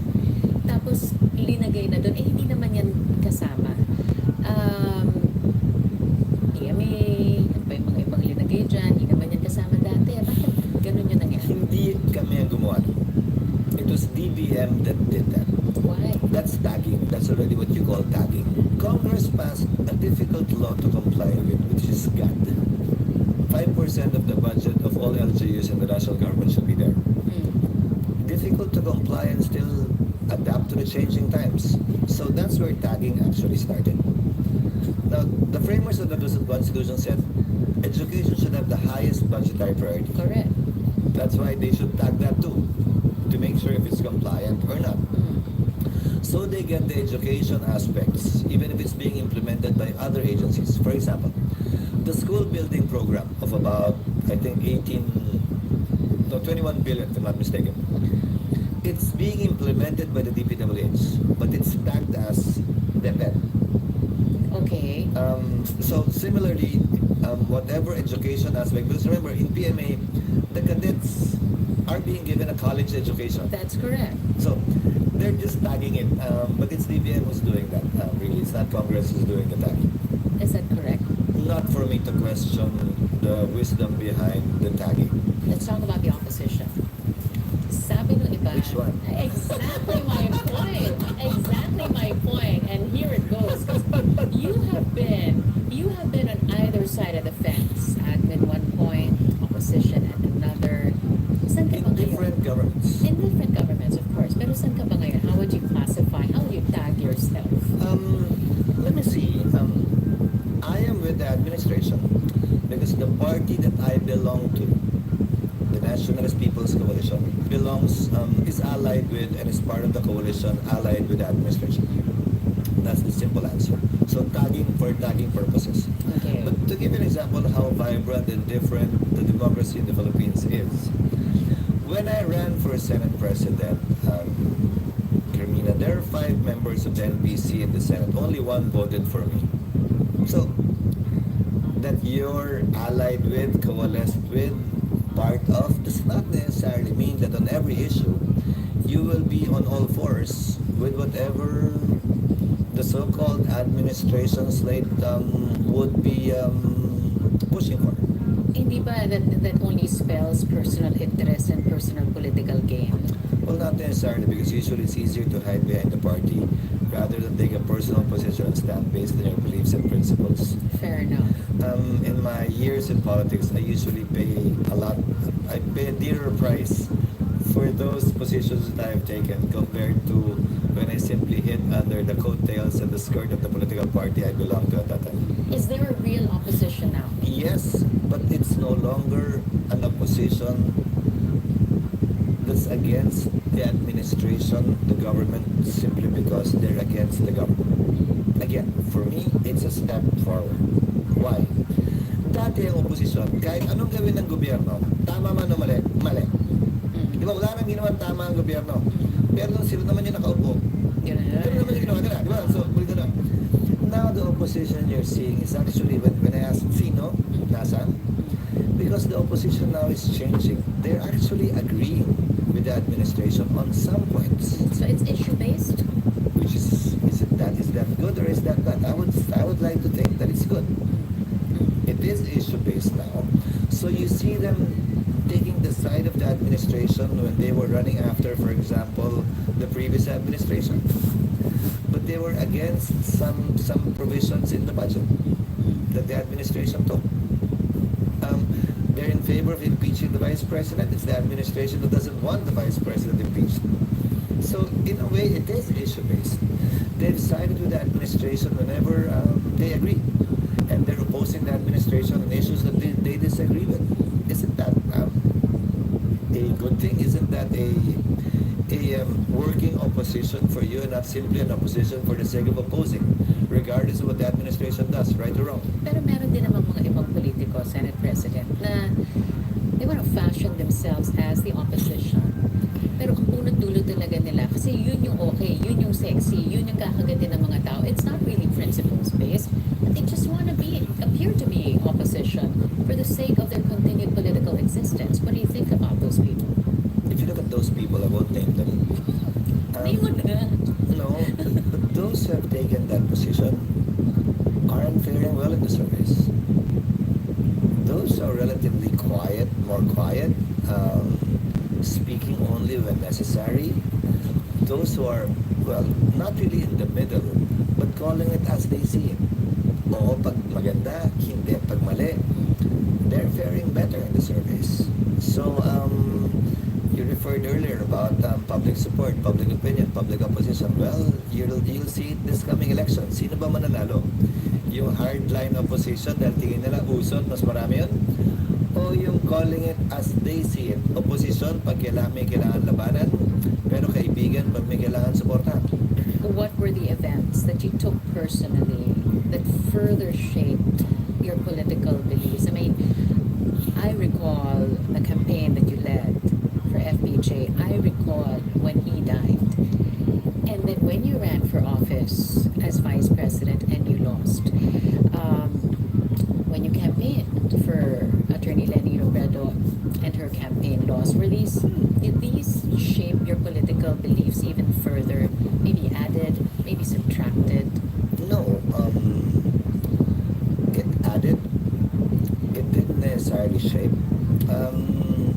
I see it as simply being part and parcel of my political journey.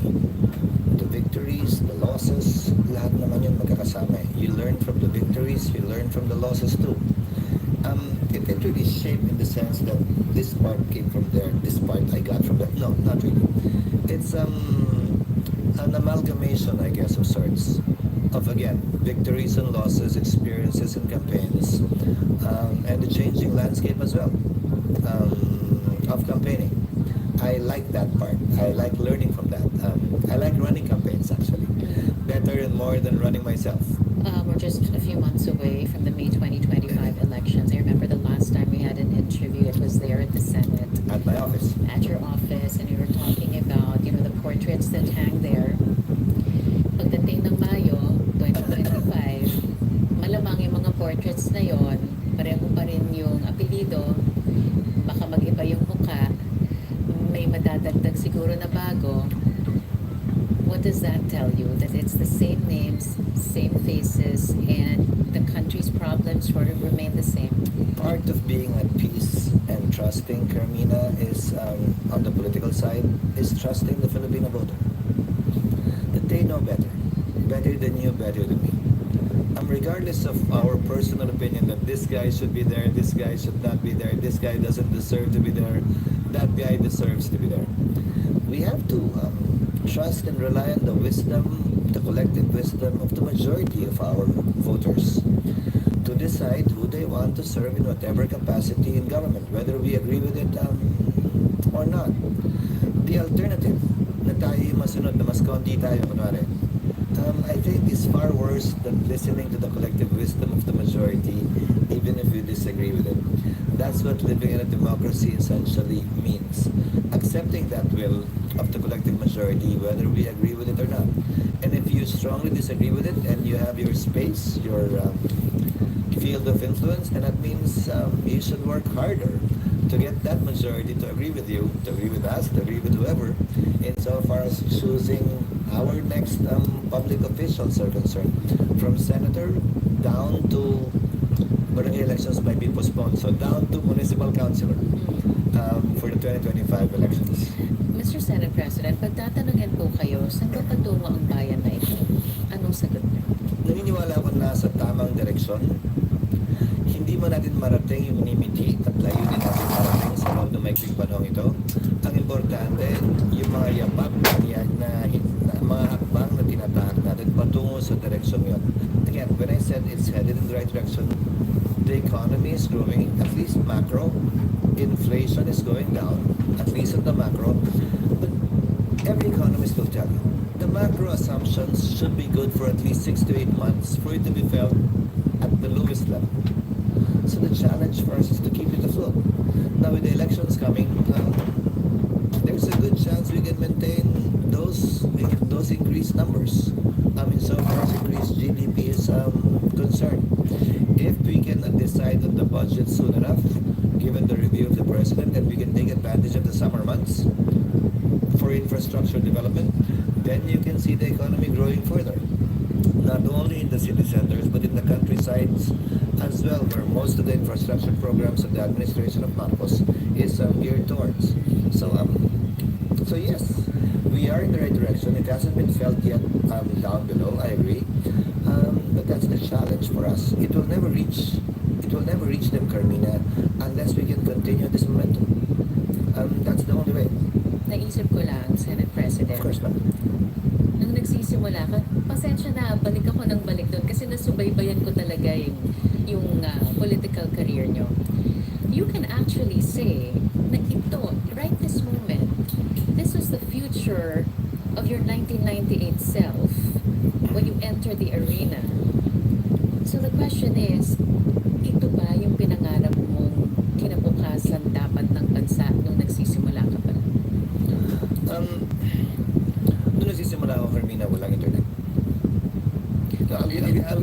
example.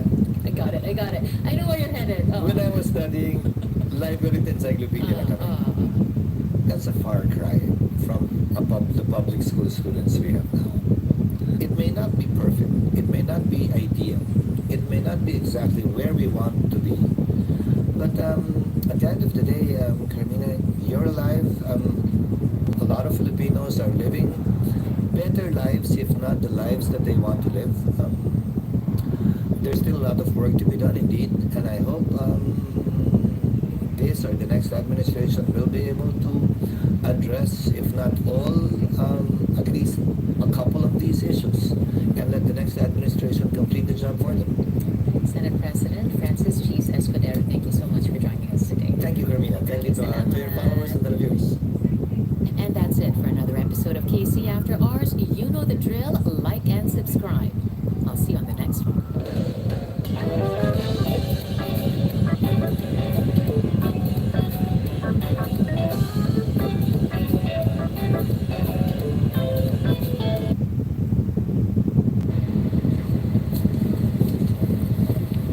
Welcome to another Conversation Off the Clock. Hi, I'm Carmina Constantino Torres, and this is KC After Hours.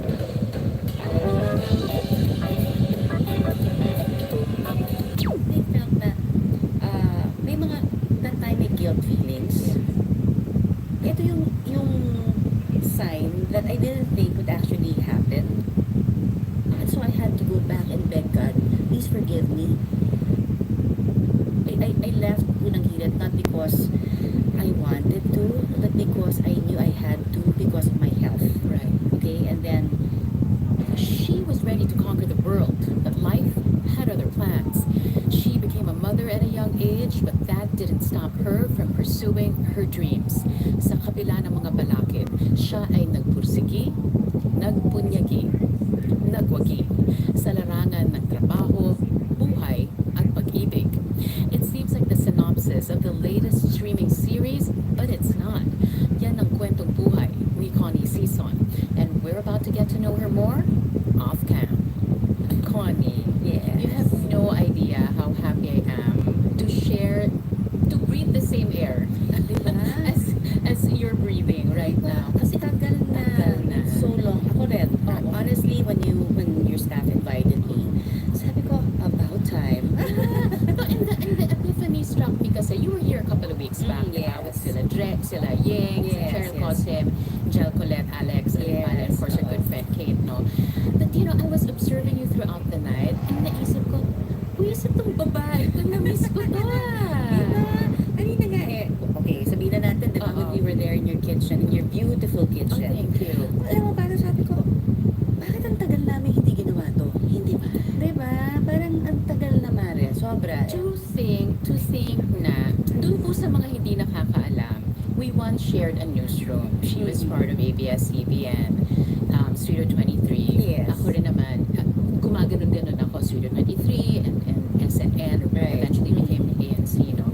And then we would go out, Yes. tapos biglang, Kabataan days. ay, ano natin usapan? Baka nanonood sila. Diba? Pero those were the days na talagang, alam mo, tumatak. Because sabi nga nila parang, kapag friends kayo, diba? Kahit na gaano katagal, Yeah. lumipas, pag nakita kayo, super the same. Totoo. Diba? And siguro ang only difference now case is that you parang we're so happy where we're at. Yeah, which we're gonna talk about later on. Pag-usapan muna natin yung mga naranasan natin because it's been a life of up and downs, Yes, right? yes. For you and me both. Yes. Pero right now, we've reached a stage na, we happy na tayo. Oh, thank you, Lord. Thank you, Lord. Happy na tayo. Okay, but first the friendships. As I mentioned a while ago, you were here a couple of weeks back. Yes. We're good friends, right? Because we once shared a newsroom. Pero yung pagkakaibigan na yun, hindi nawala. Hindi. Ano ba yung naidulot ng ABS-CBN newsroom sa buhay mo na itong mga taong to, kahit na nga matagal nang hindi nagkikita, parang binabalik lang yung nakalipas. Parang yesterday lang Yes. when we last saw each other. Alam mo, nagdalaga ako sa ABS. Sa totoo lang. Diba? I was there when I was 21 years old. And I met so many good people. Diba? Na pagka, alam mo, sabi ko nga sa'yo, habang tumatanda ka, you look back, doon mo na-realize na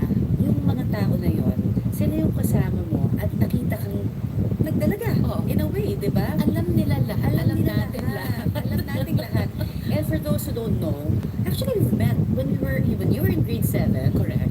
Ako rin. Oo. Parang meron tayong common friend, di ba? So grade school, can you imagine, di ba? And then we saw each other when we were working already in ABS. So sabi ko, pagbabalikan mo lahat ng mga good times, ang dami sa memories ko na ABS-CBN. But, you know, your job then, you know, it wasn't just a job eh. It wasn't just a job then. Kasi iba yung fire mo at that time. Because at that time, you were supporting your young daughter as well. Yes. So, iba yung hustle mo. Yes. Iba yung fire. So, tell us about the struggles and challenges during that time. Because when we were, halos magka-batch mo kami sa ABS eh, yung iba sa amin parang, oh, it was your first job and we're excited. Pero sa'yo, ikaw may gigil. You needed to make it work because it was a lifeline, not just a job. I have to say it was God talaga who led me through to being in this industry. Okay? Kasi sabi ko nga, alam mo, nakakatuwa kasi I took up psychology in college, but I ended up in broadcasting. Diba? Sabi ko, kahit anong plano mo, if it's not God's will for you, ilalagay ka niya talaga kung saan ka dapat. So that's actually what happened to me. So napunta ako dito sa industry na to batang-bata, 'di ba? Tapos like you mentioned, I really needed to work. Hindi naman sa dahil wala naman akong maipapakain, pero I needed to make sure that masecure ko kahit paano yung future ng anak ko, 'di ba? Yung panganay ko. Yes. So, how did you overcome the challenges? Because I'm sure it wasn't easy to be... It wasn't really, syempre ang daming bata ka di ba? At the same time, you're trying to also figure out, di ba, who you are as a woman, di ba? Kasi bata, pero actually, you're a woman already, di ba? And then, I had Danny na sobrang baby pa nung time na yon. Talagang yun hindi ko siya matatawaran as an experience because it led me to the kind of mom, to the kind of woman that I am right now with my other kids. Diba? So, happy naman kasi dumating ako dun sa point na ang hirap kasi lulukot ko iwan siya. Alam mo yung gano'n, dati naman, diba, degasgas naman yung ating mga telepono, yung mga cellphone natin ang lalaki, diba? Pager. Ang hirap ng communication, not unlike now, diba, na may FaceTime na, yung ganyan. Dati talagang tatawagan, may imaginein mo, when my mom said, parang, oy, Danny, said this or that, or ganyan. Parang, I feel so bad, wala ako doon. Yung mga gano'n, may mga firsts na na-miss out ko, diba? Because I was out there working. And I felt na, may mga, that time may guilt feelings. But then again, sabi ko nga, lo and behold, diba? Pagdating mo sa panahon na ganito, parang nakita mo na super worth it lahat yon. Kasi hindi ka nag-give up. And as you were busy establishing your name, establishing your career, then came love. Was it love who found you or did Connie find love? It was God, again, who led me to the right person, diba? Pero ipinagdasal mo siya. Pinagdasal ko talaga. Tell us how specific that prayer was. Specific ako talaga, grabe. Ang listahan ko, isang katerba. Every day, pag may mga naiisip ko, ililista ko what kind of man I want to have as a husband. Yan. So, lalagay ko yan. Isa-isa yan. Hanggang sa, would you believe kahit doon sa pagkain, yung favorite food ko nilagay ko, kailangan favorite din niya. And true enough, I was so surprised one time when we were out after work, sinundo niya ako, and then it was kind of late already. Tapos sabi niya, can we pass by this fast food restaurant because he was kind of hungry, and if baka ako rin gusto ko, sige, sabi ko, okay, order. Nag-order siya, very specific. Yung favorite ko na kind of burger, plus of course the kind of sundae that I like. Pareho in order. Sabi ko talaga, Lord, tinuloko pa niyo ako. Ito na ba? Did you feel afraid na parang bakit binigay? Oo, parang nalito ako Sabi ko, Lord, ito yung sign that I didn't think would actually happen. But yung pinaka most difficult and weirdest sign that I could possibly definitely asked from God na nandun sa listahan ko. Yun pa yung unang nakita kong sign. Was it a simultaneous thing? Was it a parallel growth in faith? Or may nauna ba sa isa sa inyo? Oo. So, paano yun? Kasi yung iba, make or break ano yan eh, di ba? Make or break equation yan to Yes. some na parang baka hindi kayo makasabay sa isa't isa and one would think, parang forte naman ito. Non-negotiable kasi sa akin yun. Like, in the list that I made, kailangan maka-Diyos din siya. So, when He gave me Chris, hindi naman si Chris masyadong matasalin. Okay? So, Buti ko nagsabi nga. hindi Kasi I naman- wasn't gonna say it. But he believes in God, of Yeah, course. yeah. Okay? But The relationship wasn't as deep as the relationship you had. At saka, dumating din naman ako sa point na, nawala din ako. I mean, hindi naman ako perfectong tao. But, dadating ka sa point na parang may mga pagkakamali ka along the way. And then, na-realize mo that parang empty. Kasi yung joy na iniisip mo sa mundo, hindi yun eh. I didn't get it from the world. Yung joy that I felt when I was young, when I was praying to God. And so I had to go back and beg God, please forgive me. And then how did your faith grow together? Ayun, nag-aral ako ng Bible. So sabi ko, nag-announce pa ako sa Facebook, sabi ko, is there anybody who knows an organization that can teach me about the Word of God? Because I was really so parang hungry and thirsty for God's Word. Because I would attend masses, pero parang nakukulangan ako. Yung homily, nakukuha ko okay naman, pero parang gusto ko pa more. Until, yun nga, nagtawag ako sa Facebook kung sino. Meron nag-reply sa akin. So, sa DM, private message, nagsabi siya na there's one old lady in Alabang who teaches the Bible. And I said, okay. I'd go from Quezon City. Ang layo mo, I was gonna say, ang layo mo nakatira. Quezon City that time, pupunta ako all the way to Alabang every Wednesday yan, just to be able to read the Bible with an 87-year-old woman. So sweet talaga that I will never forget her. So I'd go to her house and then she'll teach me all the mga Bible verses and all the things that I need to know about God's Word. So happy naman ako, di ba? Kasi parang unti-unti I'm finding myself and that confidence back. Until one day, after 3 months of going back and forth, no, sa kanya, sa namin sa Bible study, nawala yung aking teacher. Kasi sabi niya she had to leave for the States. Kasi she had to visit her daughter who lives there, and that she might not be able to come back. Okay, so kasi parang pinapatira na siya doon. So, sobrang down ko, Lord. Sabi ko, kailan naman, sobrang happy na ako, and I'm really knowing about you more. Bakit bitin? Tapos sabi ko, again, specific prayer. Sana, Lord, bigyan niyo ako ng another group that could study with me, or another person who could study the Bible with me. And sana, Lord, make it more convenient. Sana malapit lang sa akin. Yung specific prayer ko. That day, that night, when I went to the restaurant, there was this band na kinukuha namin to play in the restaurant. And then he said, sabi niya, where's Chris? Sabi niya gano'n. Sabi ko, he's probably in a meeting right now. I was in the office eh. Tapos sabi niya, sabi niya, saan ka galing? Tapos parang, I don't know what was it that he saw in my face. And he asked, parang, saan ka galing? Parang, why do you look so parang harassed or down or whatever? Sabi niya gano'n sa akin. He's a good friend of mine now. Sabi niya gano'n. Sabi ko sa kanya, hindi ko alam kung aaminin ko na nag-Bible study ako. Baka isipin ito, baduy ako. Parang mga ganyan, di ba?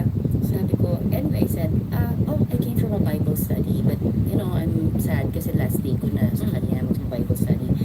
And then, to my surprise, his face lit. Wow, grabe. Bible study, sabi niya gano'n. And tawan-tawa siya every time sinasabi ko, pag kinikwento ko, he didn't really look like he was into Bible study. Kasi talagang afro, bande, di ba? Tapos sabi ko sa kanya, why? Do you know anyone who can study the Bible with me? Sabi niya, kami ng group ko, we do Bible study. Sabi niya gano'n, talaga, where? Well, sabi ko, I'll go anywhere. Sabi niya gano'n. Sabi ko sa kanya, sabi niya sa akin, no, we'll go to your house. Wow. So God made it so convenient, di ba? So from then on, nagsa-study kami every Wednesdays din. And Wednesday night, I would prepare food. Ang dami Married na kayo ni Chris nito? Ayan. Tapos parang nag-prepare na ako parati every Wednesday ng dinner, ganyan. Tapos, pansin ko si Chris, ayaw nang sumali. Parang nakikinig siya, pero parang he was trying to say to the people na nagba-Bible study. Minsan nagbabatin. Nainita ako din. Bakit ka nagbabatin? Ayaw mo naman pala mag-study dyan. Nakakaya. Sabi niya ganun ba naman? Paano mo nalaman naman kung yung nagsulat ng Bible, nilasing? Sabing gano'n ni Chris. Sabi ko, kami hindi dyan. Tapos, hanggang sa, alam mo, in-accommodate siya because there's like a group of people na nagsastudy ng Bible with me. Mga 10. Ang happy-happy namin. Ganyan. Alam mo, hanggang sa in-accommodate siya sa lahat ng questions niya. And you know what? Hanggang sa every Wednesdays nakikinig na rin siya. Yung Bible study na kami together. Pinag-usapan na natin si Chris, no, how he is an answered prayer in so many words, no. What does he bring into your life? Oh, kasi sure ako what you bring into his life. But sure ako dyan. Pero ikaw, siya, what does he bring into your life? Well, you know, he's like my soulmate. Diba? Parang, alam mo na, kanyari, pumunta lang yan ng ang OA namin, sorry ang OA talaga namin minsan. Yung, pumunta lang siya, matagal siyang nawala, like ang matagal sa amin, yung one day, hindi kami nakita sa lunch, yung mga ganyan. Kasi every lunch break namin. Lunch break talaga, parang may klase, no? Lunch time, normally, magkikita kami. Kahit saan kami. Okay? Siya sa meetings niya, magkikita kami somewhere, and then we'll have lunch for date namin. Makikita niyo yan sa aking Instagram. I Parang kami know. nagde-date. So, parang kami nagde-date for lunch.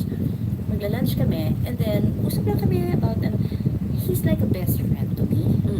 Kaya, it's so important kasi it's not just about yung intimacy in a married couple's life na importante. Kailangan you're also friends. Magkainisan lang kami. Minsan natutuloy, nagkakainisan talaga kami. Pero nagbabati kami agad. Yung mga ganyan. Kasi nga, ngayon, marunong na kami mag-away. Importante yun, ha? Like before, childish kami pareho, di ba? Tagal-tagal, mga days, hindi kami nag-uusap, mga ganyan, di ba? Pero ngayon, wala nang kwenta. We don't sweat the small stuff anymore. Correct. But how do you mentioned it, may kita namin yan sa Instagram and I see it, guys, ang sweet nila. But how do you remain in love? How do you remain in love? At this point kasi in our marriages, itong generation natin, di ba? It's either, di ba? It's either you're in a different season now, a better season, di ba? Or you just say, I'm done with it. Di ba? So how do you guys remain in love? In love. First of all, again, baka sabihin mo corny na, pero talagang only by God's grace. Okay? Kasi very different kami ni Chris in a lot of ways. Corny yan. In a lot of ways, talagang sobrang different kami. Pero because we have God, always in our consciousness na parang we want to please God. And in doing so, God blesses us with a good marriage. Totoo yan. Ako talagang firm belief ko yan, that you have to work on your marriage every single day. Actually, yung love kasi, di ba? Sabi nga nila, di ba? When love fades, when yung infatuation fades, di ba? Love begins. Kasi totoo yun. Being married for kami, 20 plus years na, di ba? Grabe, ang parang silver na. Hindi, silver pala, sorry. Nakalimutan pa. Yes. Pero ibig sabihin, Let's mag-propose ulit para back to zero.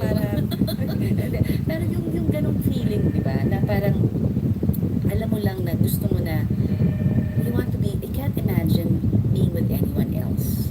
He brings so much joy in my life. I cannot imagine my life being without him. And it scares me whenever I see friends losing their partner, their husband or wife, di ba? Because you will not be able to really imagine how intertwined your lives are until siguro mawala yung isa. And I'm so afraid of that talaga. And I always pray to God that He be healthy always, that I'd be healthy, that we grow old together healthy. Kasi yung iba, parang inaantay na lang yung mga anak nila umalis sa bahay, di ba? Kami kasi, we have kids na studying now abroad. Parang mag-empty nesting na kami, di ba? Pero kami dalawa parang yun Meron naman kang sarili. Oo, yun naman nakuha ko from my parents and my grandparents. That you have to care for each other first and foremost. Yes, because your Kasi- kids will see it. Yeah, and the kids will have their own lives in the future. And ang matitira, kayong dalawa lang na rin. Totoo. So you have to really like each other. Yes. Diba? Agree. Oo. Otherwise, it's gonna be like a really, really sad life. Exactly. Totoo. Diba? Basta talagang grabe yun. Yung feeling na empty nesters na, kasi we are only 3 now. Na, isa na lang aming anak na nasa bahay, di ba? Oo. So, yung bunso. So, sabi namin, gano'n parang, so, yung nagkaroon kami ng, parang, nalito rin kami, in fairness. Nalito kami nung nag-abroad yung anak namin to study. No? Sabi niya gano'n sa amin, I want you guys with me here. Please retire here eventually, di ba? When we're old and gray. Sabi niya gano'n, please, sabi niya, I want you guys with me. Sabi gano'n. Eh, sabi nung isa dito kami. Di, syempre magkakahiwalay sila yung bunso ko, umihirit. So, I want to study in Netherlands. Mga ganyan. Yan, So, oo. parang ano to, magkakahiwalay tayo. Hindi. Kami ang puntahan nyo where we're gonna retire. Sabi niya ganun. So, you create your own lives wherever you want to. But at the end of the day, sabi ko, me and your dad will have our own. Sabi ko ganun. So, we're gonna decide where we're gonna retire and just visit us, okay? Kasi we're so happy naman together. Yung ganun. Going back to your relationship with Chris, no, how important is it na magkaiba kayo ng industriya? Ay, malaking bagay. Ang laki, di ba?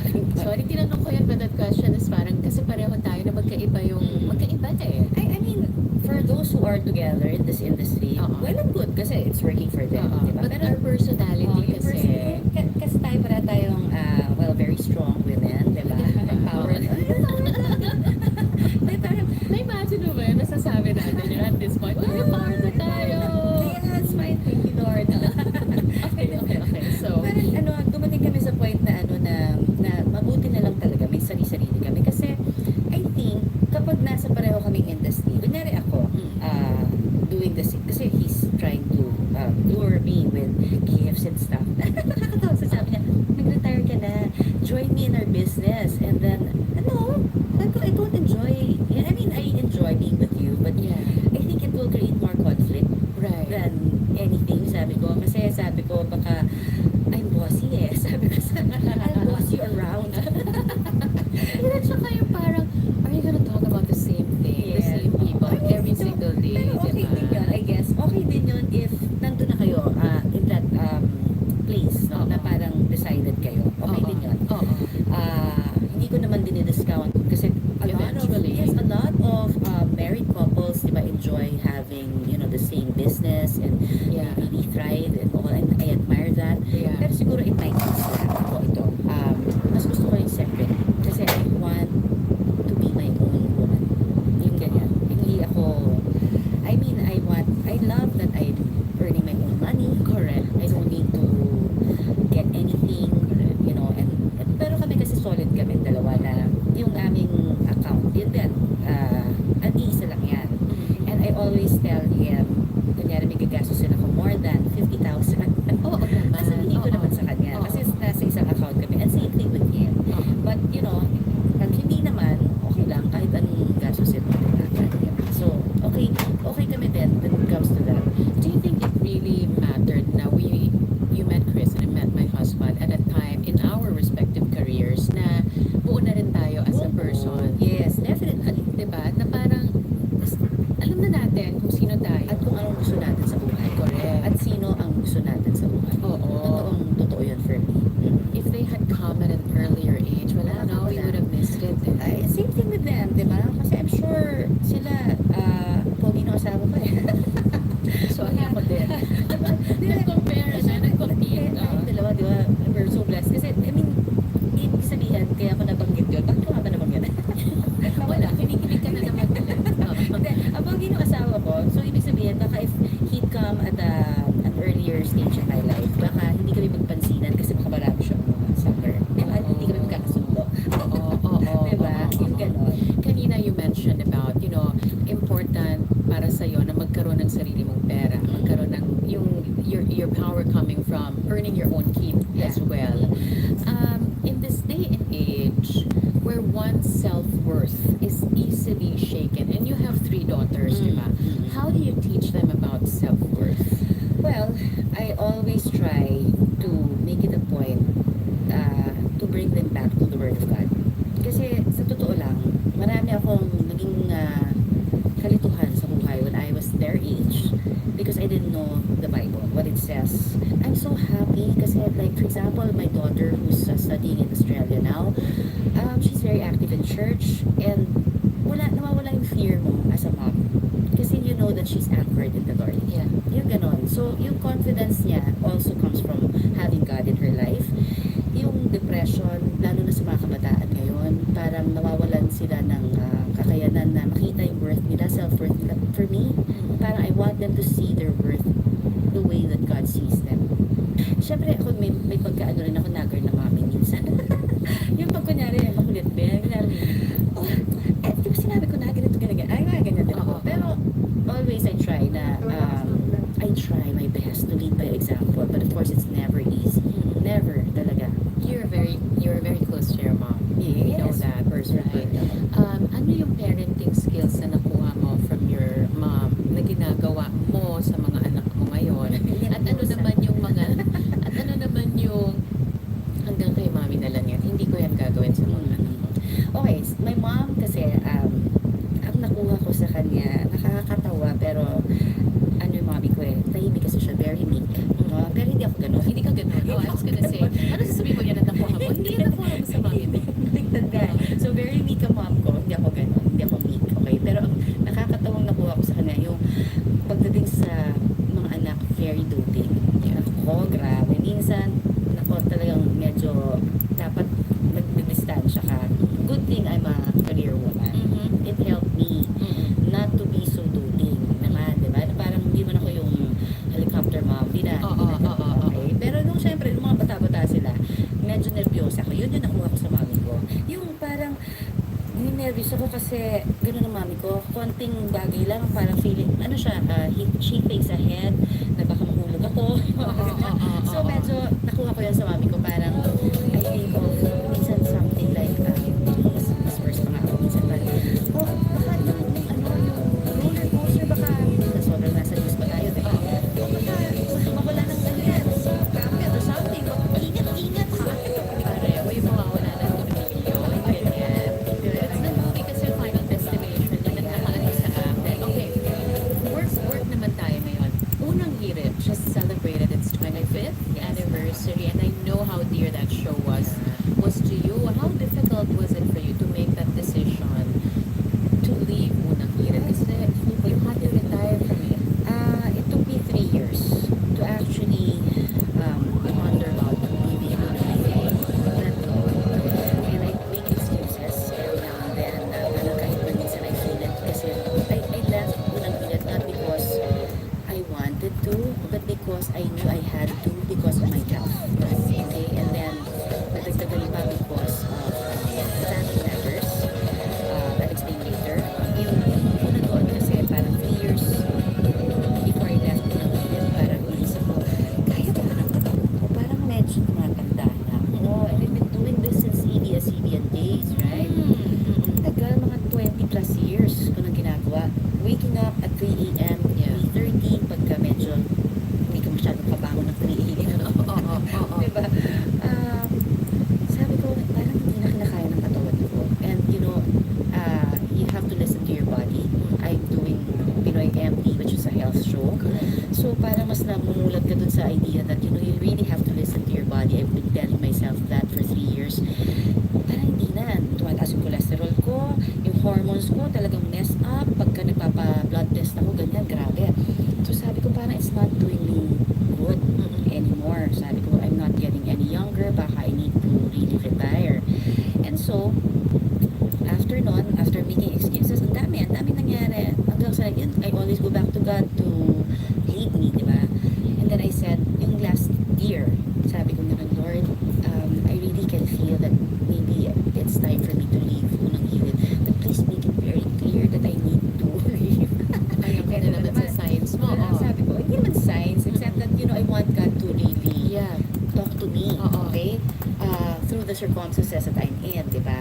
So, yun, God made it very clear because October last year, I had an appendectomy. Talagang pumutok yung aking, hindi naman pumutok, paputok pa lang, yung aking appendix.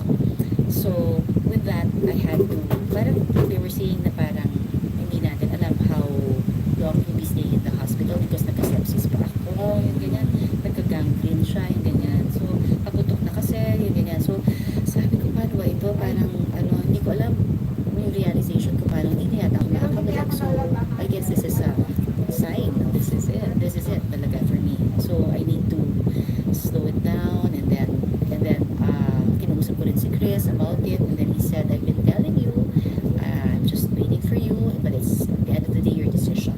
So I said, Lord, I'm gonna do it. And so I told my bosses a month before or 3 months before mag-retire ako, nasabi ko na sa kanila.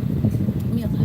Siyempre naman. Pero siyempre nung time na nasa TV, pinipigil ko yung iyak ko. But kasi also because I think surreal siya for me. Hindi ko pa siya lubos na matanggap habang sinasabi ko nung 13 years is nothing to sneeze at. But how important is this time in your life now that you're devoting a lot of your time? Hindi ka lang basta kasi nag-retire ka muna ng but you channeled your energy somewhere else and you're devoting a lot of time to yourself, your family, diba? How would you describe this year in your life? I'm very much at peace, I have to say, with everything that I'm doing right now because, as I said, parang God has proven time and time again in my life na if I just anchor everything and let Him lead my life, I'll be okay. And that's something that I'm happy about. Like, gilid mo ng gilid, may feel naman siya na sakit kasi ang tagal. At saka close kami totoo eh. Family talaga kami sa unang gilid. And then, after that, ito ko naman naramdaman parang I focus on my health. So, I can focus. Talagang magpa-test ako lahat ng kailangan kong gawin para to make myself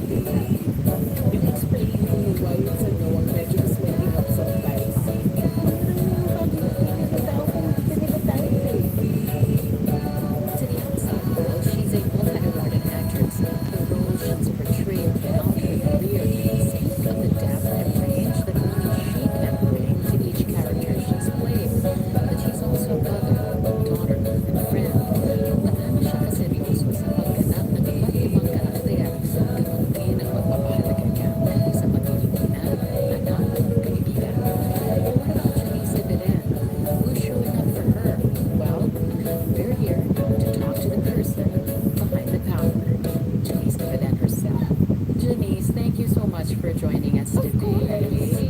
This is the conversation I wish I had when I was younger. But okay, let's go for it now. Marami pa rin kami matututunan. I hope so. Okay, so first, there's so many big words that are being used these days, like authenticity and being consistent and all that. No, this is what strikes me. I think you figured it out way before being authentic and being consistent. Sa tingin ko, after Merrick said, ganun ka na ever say, wow. I don't understand why it has to be a bigger deal. Because It's not easy to share. consistent. So I always keep wondering, why is it such a big issue? Sobrang madami na included. Sobrang madami na consistent. Makes me wonder, not for anything. Ako, I believe in being true to yourself, whether it's while I'm acting, or whether you're just talking to me in a conversation when I'm at home, in my custom, and or on the phone, or even just like this. It was never an issue. Never an issue. It was never like, okay, this is the point where I have decided that I'm going to be alone. It's not the word that I use. I think it's more open. Because remember, when we were younger, of course, we were young, so she always got me to be careful how I say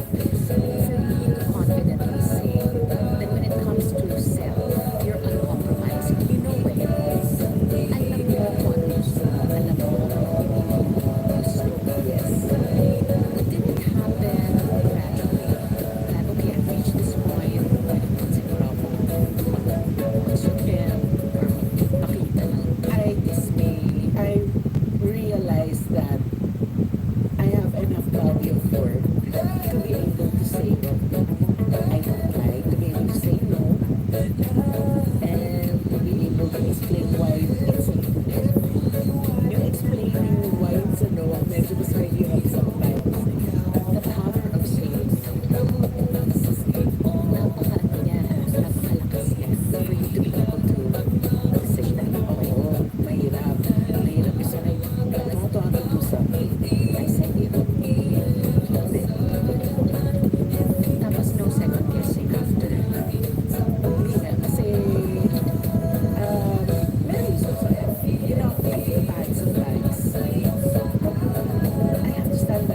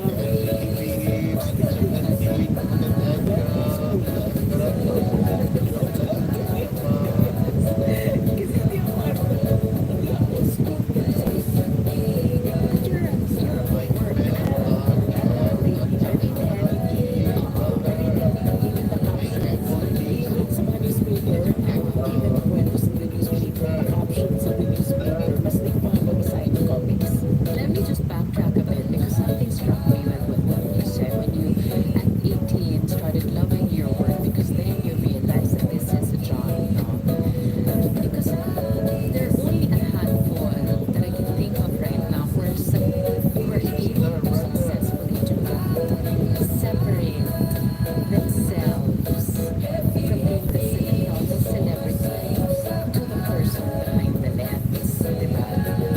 How were you able to do that? And Mrs. Janice as an actress, but this is me as a person.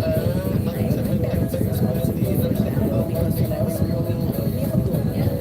Hindi ko doon sa bahay. Siguro sa Hindi na lang kaya no. sa bahay, hindi.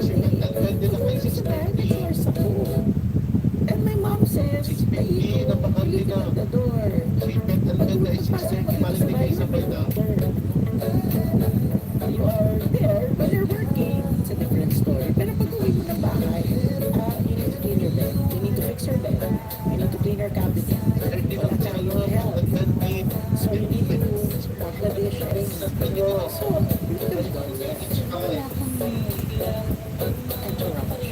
You never had the entourage. minsan, on occasion, I need an entourage. Like, let's say, mayroon ako sa shoot. So, kailangan mo na mag-aayos ng hair. Because I have to do my hair and do my makeup. So, my style. That's about it. Yeah, when there's a job to be done, but you don't have an entourage once the camera stop filming. I have drivers and my assistant is also my friend. But so she's not really available. I can walk in the mall alone. I can eat alone. I'm alone. I'm okay. What would you attribute that? Para mapamahagan pa ko. Kasi this, Expected yung isang parang hindi kita kasabay ng 30. ano yung doon sa kwarto? Tapos, sa yun, Would you say that? Yeah. I fix my things, because I have many things. I've seen the entourage. you see me, I'm dolled up like this because of this work. Pero pag nasa bahay, kadastan lang ako. Minsan di pa ako chinelas. Minsan I get up at 1. I get up early. Pero ligo na ako. Hapon na. So yung talaga ako makikilala ko na sa bahay. Pero tsaka enjoy ka. Yes, I like cleaning. I love fixing my things. Enjoy being with yourself, Yes. which is very important. Because it starts with yourself. Just like having another person. What I do always ask me, kasi mag-isa ka, wala kang boyfriend, wala kang boyfriend. Kasi they can't be happy with you. You can't be happy with another person. Dapat mag-isa ka kaya mo. Diba? And outside yourself. So when did you start doing, figuring it out that, okay, was there ever a need at some point that you said, I gotta be happy with myself, be with myself after everything that you've gone through? Hindi naman. I've always been okay kahit na wala akong partner. Siyempre masaya naman ako pag may partner ako. But when things don't work, sa entourage, Nagumano ka ba? ayan. Like if there's a love I try to think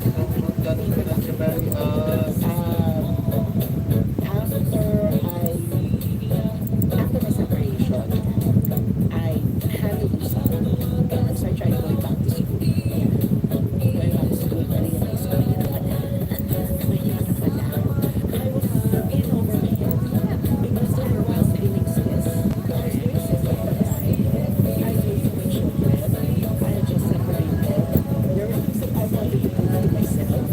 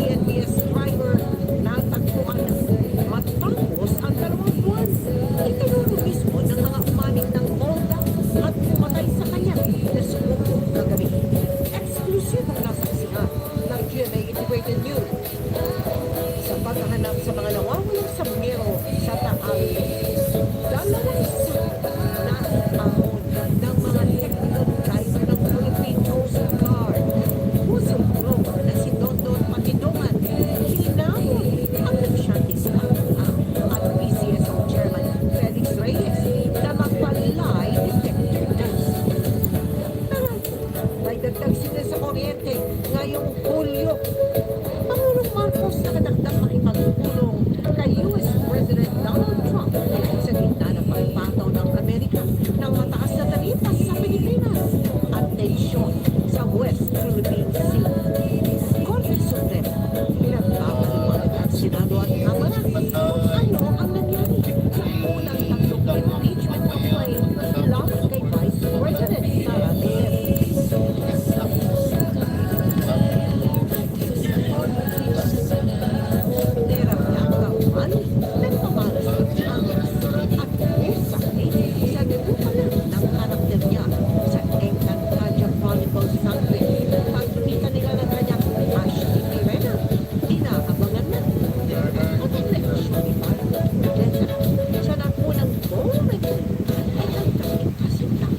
na si Jack Roberto sa anniversary event ng GMA Network.